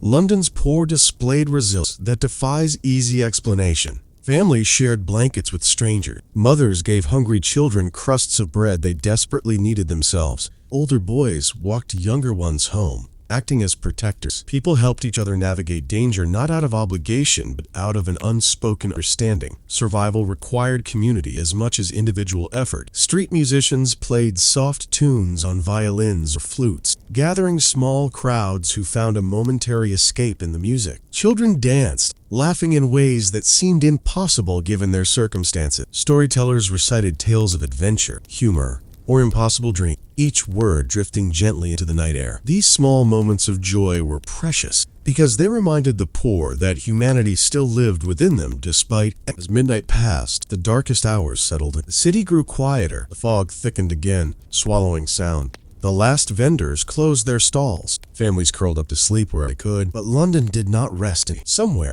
a man stumbled home from the pub. Somewhere, a woman walked the streets in search of a client. Somewhere, a child searched for a warm place to hide. Somewhere, police chased shadows. Somewhere, a thief planned his next. The city breathed in slow, heavy rhythms, its pulse steady beneath the layers of misery and persistence. Night in London's poorest districts was a world of contradiction, danger and compassion, despair and hope, silence and survival. It was a landscape illuminated not by lamplight, but by the resilience of those who lived within it. These streets, though dark, held stories so powerful they continue to echo through. And as dawn approached once again, the entire cycle prepared to begin anew. As dawn crept over the rooftops of Victorian London, the first weak light pushed its way through layers of fog and chimneys, touching the narrow alleys and uneven cobblestones of the poorest. But morning in these places did not arrive with cheer or freshness. It crept in quietly, like a tired guest, bringing only the reminder that another day of struggle awaited. The night's cold still clung to the walls, and the shadows refused to lift fully. The poorest residents stirred slowly, their bodies stiff from restless sleep on hard beds or crowded floors,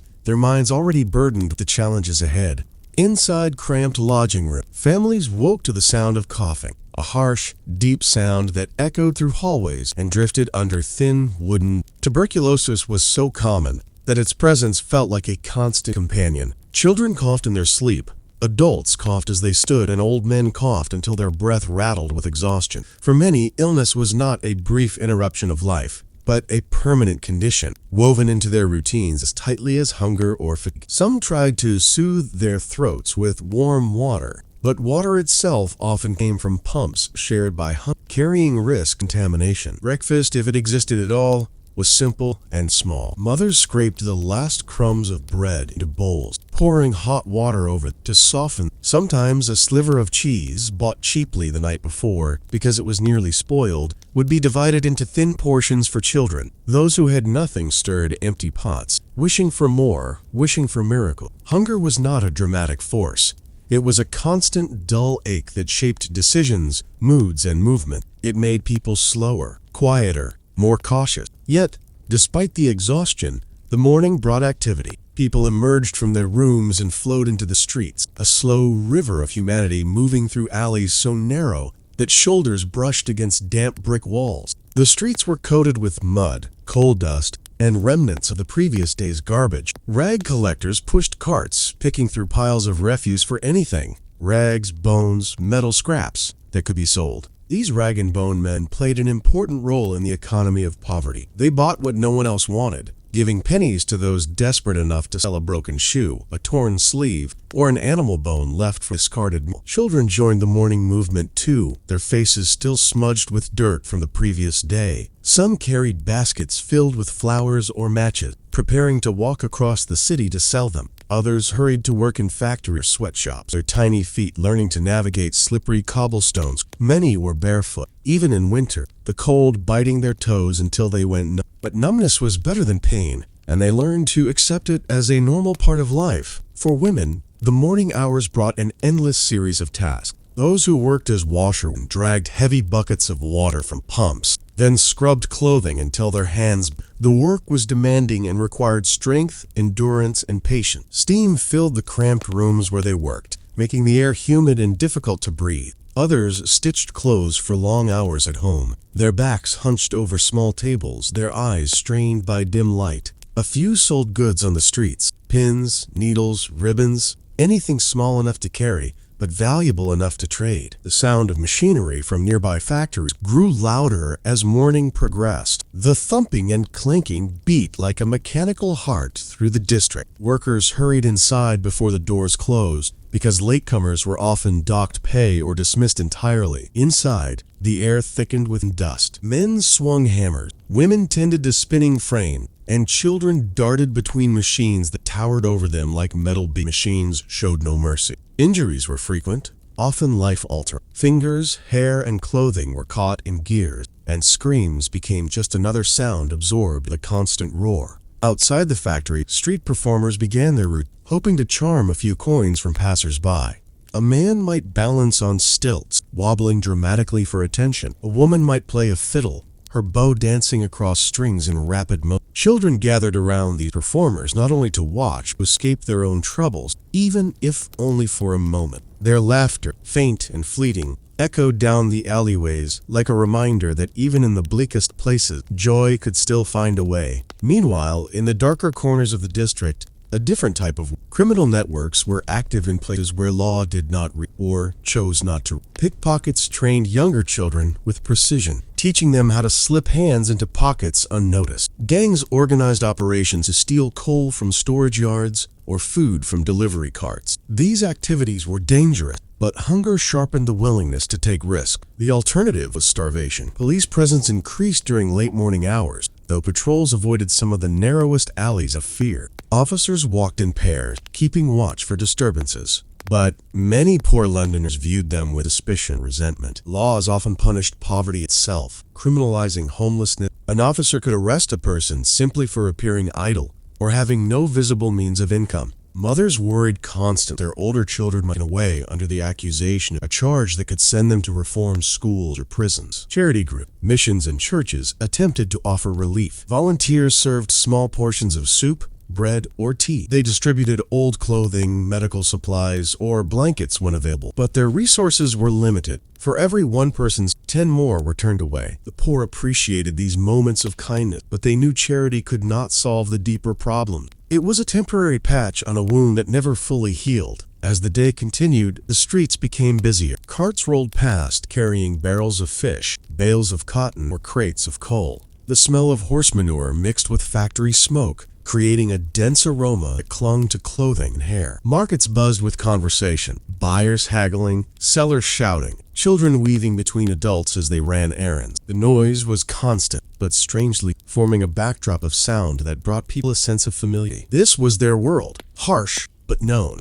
and knowing it was a form of comfort. In the midst of this activity, friendships formed and dissolved quickly. Neighbors who lived side by side often relied on one another for small acts of support. A mother might watch another's child while she worked. A man might help repair a neighbor's broken chair or door for a bit of bread. But tension sometimes brewed too. When resources were scarce, tempers flared. Fights broke out over borrowed coins, missing tools, or perceived slights. The stress of poverty compressed emotions like a coiled spring, tightening and tightening until it snapped. Despite these emotions, the rhythm of the day continued onward. Afternoon brought quieter moments. A child sleeping curled against a wall. An elderly man feeding pigeons with crumbs from breakfast. A group of women resting outside a washhouse and massaging their tired heads. These brief pauses were precious, glimmers of peace in a landscape defined by struggle. Later, as the sun began to lower, shadows grew longer, and the air cooled again. People rushed to finish errands before dusk. The fear of the night lingered in the minds of many. They knew the darkness brought new risks, not only crime, but exposure, especially in winter. Those who had enough money secured shelter early. Those who did not wander until they found a doorway, a bridge arch, or a set of warm vents to rest near.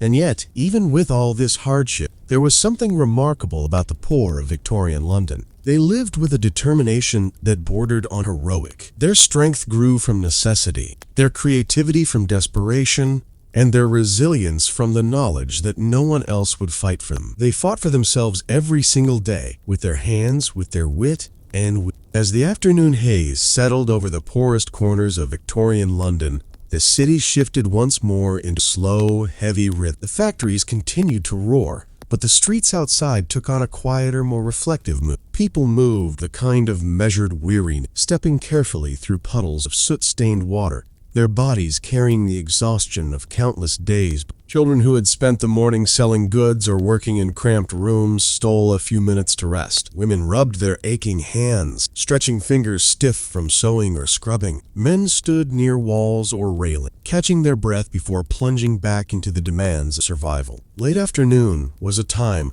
when the divide between rich and poor became painfully clear. In wealthier districts, families prepared for dinner. Carriages lined the streets, and polished windows glowed warmly from within. But here, in the labyrinth of alleys, the poor prepared for a night without gear. They hurried to finish what little business they could before dusk. They bought stale bread at discounted prices, knowing storekeepers sold off their least desirable goods just before closing. They bartered old clothing for vegetables or coal. Every exchange held weight, because every penny mattered. The sky dipped slowly, turning from a pale gray to deeper, smoky. Fog thickened around rooftops and chimneys, blurring the outline of the city.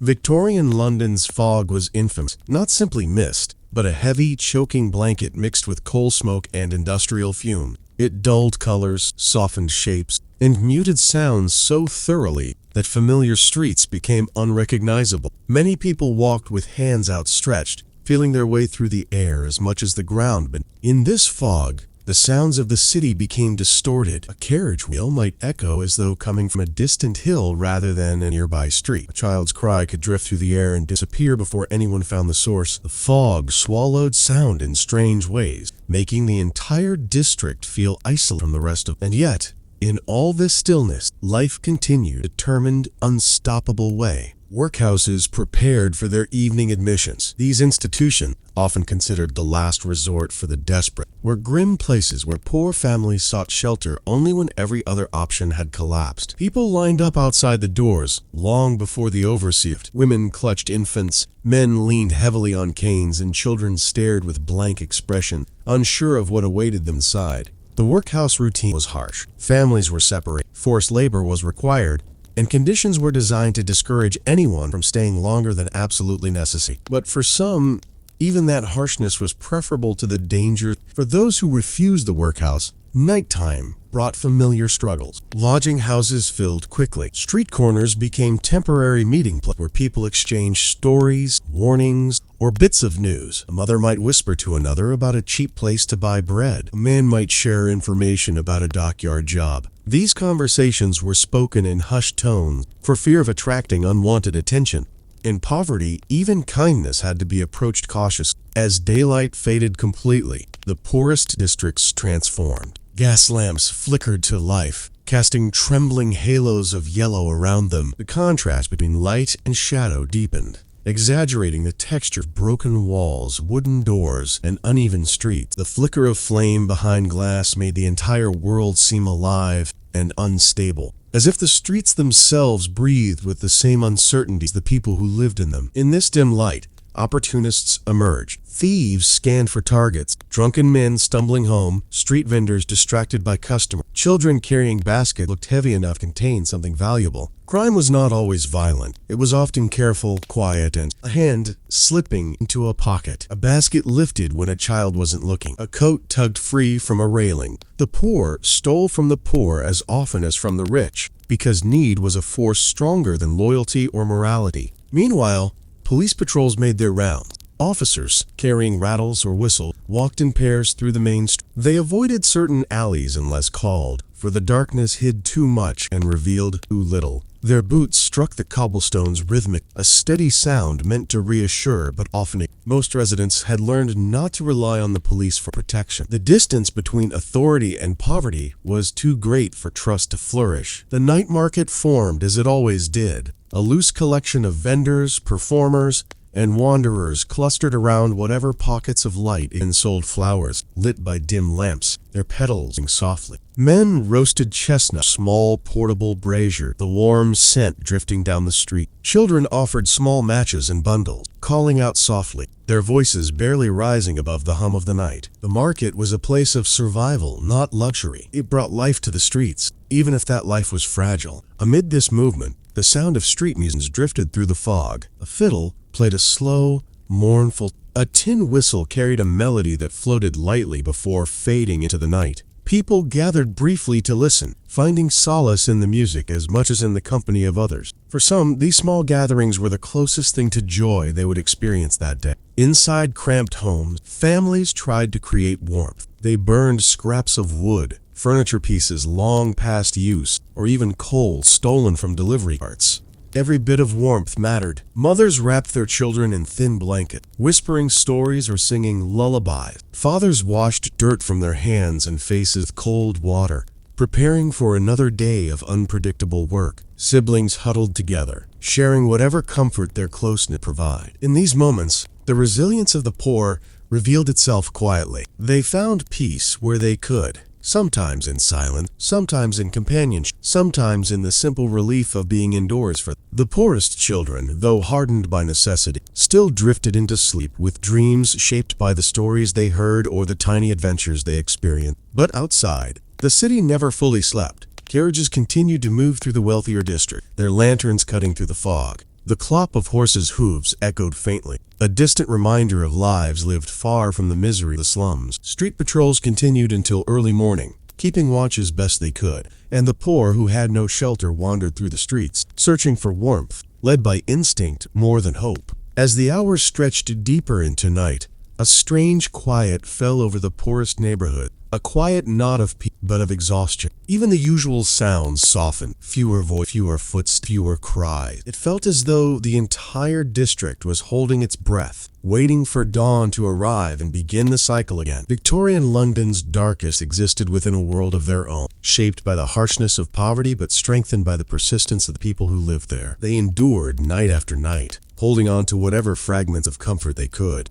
And though the world around them offered little in the way of mercy, they found ways to keep going. This resilience, this stubborn survival, is the unseen foundation of Victorian history. It is the story beneath the story, a story of millions whose names were never recorded, but whose lives shaped the true identity of London. The hours just before dawn were some of the most difficult in Victorian London's poorest district. The cold deepened, settling like a weight on the shoulders of those who wandered the streets without shelter. Chimney smoke from the previous day lingered low over the alleys, mixing with early morning fog in a dense haze made breathing uncomfortable. For the poor, these final hours of night tested one's endurance more than any other time. Fatigue pressed against the mind, hunger gnawed at the stomach, and the chill seeped into bones already worn down by long days and restless. Yet somehow, people continued to move, drifting through the maze like seeking warmth, work, or simply a place where the wind did not.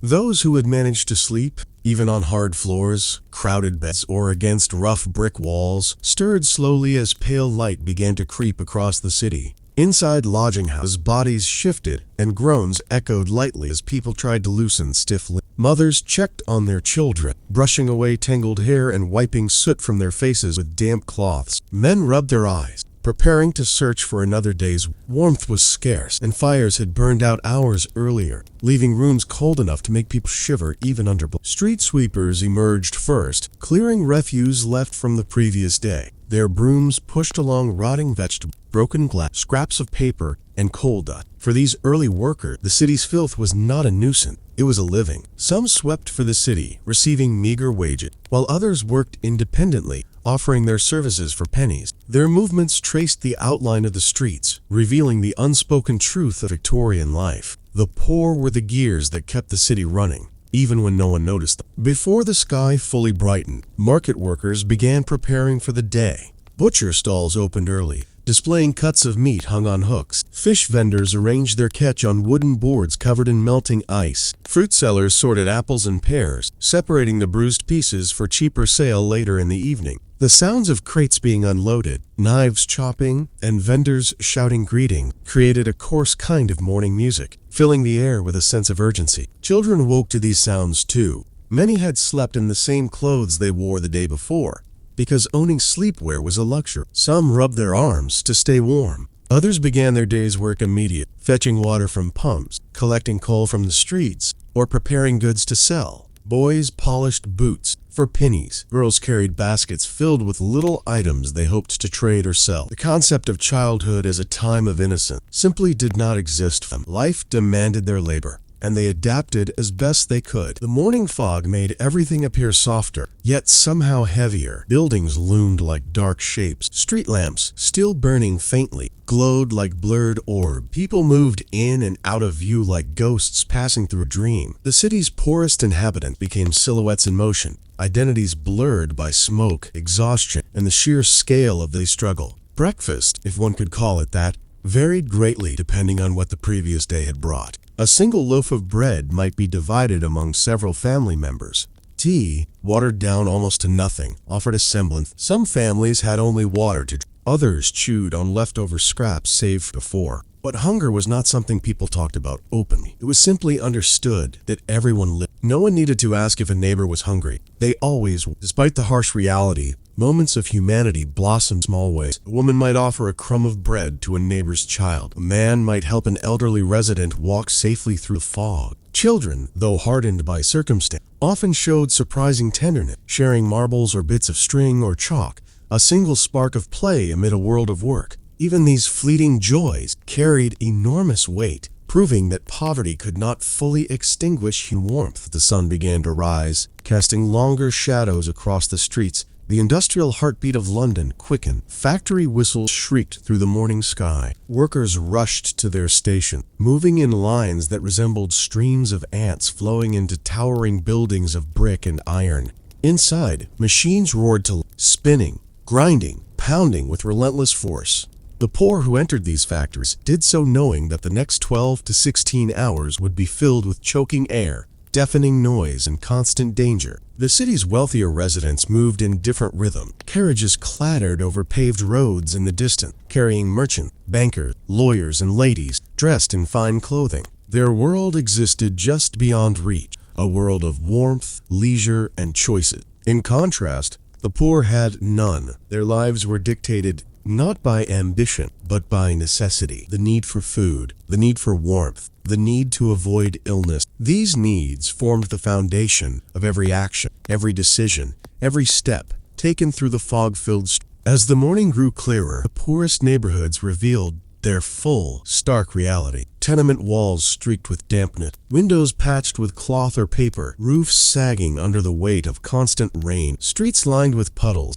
each reflecting fragments of the gray sky above. The smells intensified as markets opened fully, fish mingling with coal smoke, refuse mixing with the sour scent of overcrowded homes. It created an atmosphere that clung to skin and clothing, a smell that marked the poor as clearly as any label or badge. Yet still, life continued. People adapted. They learned which vendors offered the best deal, which alleys to avoid, which constables to trust, and which neighbors could be counted on in times of sickness or need. The poorest parts of London may have appeared chaotic from the outside, but within them existed intricate systems of survival. Patterns created not by law but by women gathered in small groups to discuss prices, illnesses, and rumors of charitable aid. Men exchanged information about potential jobs, work at the docks, temporary positions, constructions, deliveries needed across the children watched, hoping to hear news of tasks suitable to small hands. Every opportunity mattered. A few pennies could change the trajectory of a family, turning hunger into a meager meal or cold into momentary warmth. As noon approached, tension. The poor understood their vulnerability too well. Missing a day's wages could push a family into immediate crisis.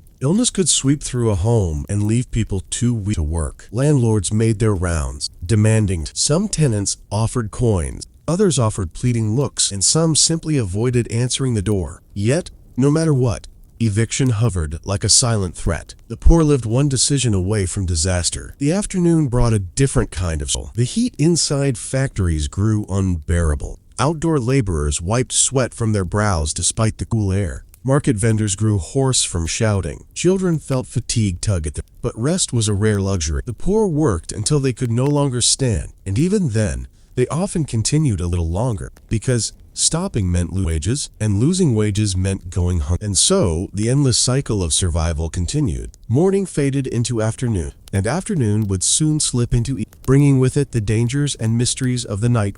The story of Victorian London's darkest streets was not a story of single, it was a story of repetition, of endurance stretched to its limits, of hope flickering faintly of hardship. The evening light softened once more across Victorian London's poorest district, casting long shadows over rooftops and narrow passages. As the day thinned into twilight, the city exhaled a weary sigh, its breath a mixture of coal smoke, damp fog, and the lingering sense of markets shutting their stalls. The poorest Londoner, those who had lived every hour of this day with a quiet determination, prepared themselves for yet another transition into the uncertain world of night. But tonight, in this final chapter, we walk with them a little deeper, reflecting not just on their struggle, but on the world that the glimpses of hope they carried, and the echoes they left behind. By evening, exhaustion hung heavy, and factory workers filed out of buildings, their faces smudged, their shoulders slumped. Their pockets held only a handful of coins, barely enough for bread,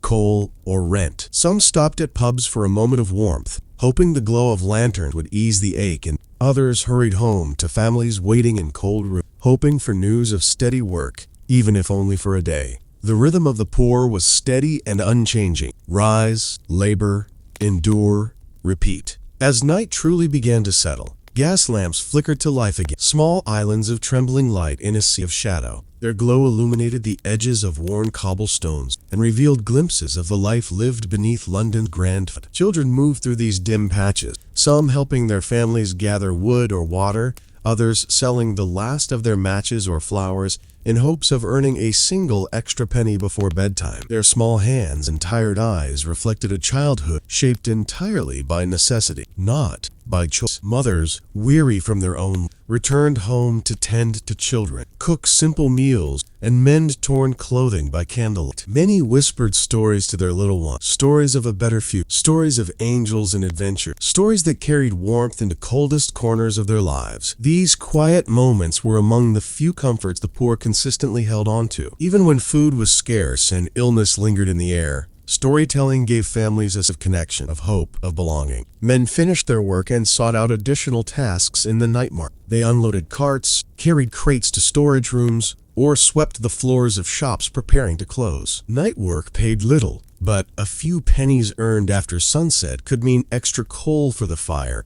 or a thicker slice of bread for the children. The poorest families often survived thanks to these late hours when fatigue pressed heavily on the body, yet necessity pushed them to continue. And once the final markets closed, another London entirely. A London of silence, of shadows, of invisible struggle. Some wandered the streets looking for shelter. Those who could not afford a bed in a lodging house searched for warm vents or doorways shielded from the wind. Children curled up beside their siblings, stairways or beneath carts, huddling together for warmth. Their bodies shook as the night grew colder, but sleep eventually claimed them, even if it came with dreams shaped by hunger and fear. Yet even in these darkest hours, a strange sense of unity lingered. Neighbors looked after one another, sharing scraps of food, blankets, or news of charitable meals. A woman might check on an elderly friend living alone. A man might offer guidance to a lost child. These small acts of kindness threaded their way through the hardship, faint but persistent of light. The night also brought reflection. Those who had a few moments of stillness found themselves thinking about the lives, the obstacles they faced, and the dreams they carried despite everything. Many dreamed of steady work, warm homes, full meals, and safety for their children. Some dreamed of leaving London entirely, imagining a countryside untouched by smog and noise. Others dreamed only of peace, a day without hunger or illness. These dreams sustained them quietly, like embers glowing beneath ashes. As the night deepened, the fog thickened more. It drifted across rooftops and poured down alleys, a living gas lamps dimmed even further, their light swallowed by the mist. The city fell into an uneasy sleep, interrupted only by distant sounds, the rumble of a carriage wheel, the cry of a hungry infant, the soft steps of a constable in his rounds. In this stillness, the sheer weight of life in the darkest Victorian streets became unmistakable. Poverty shaped every breath, every step, every thought. It was not an occasional hardship. It was a full, unrelenting, and yet, the people who lived in this world did so with remarkable resilience. They endured conditions that would terrify most of us today. They adapted,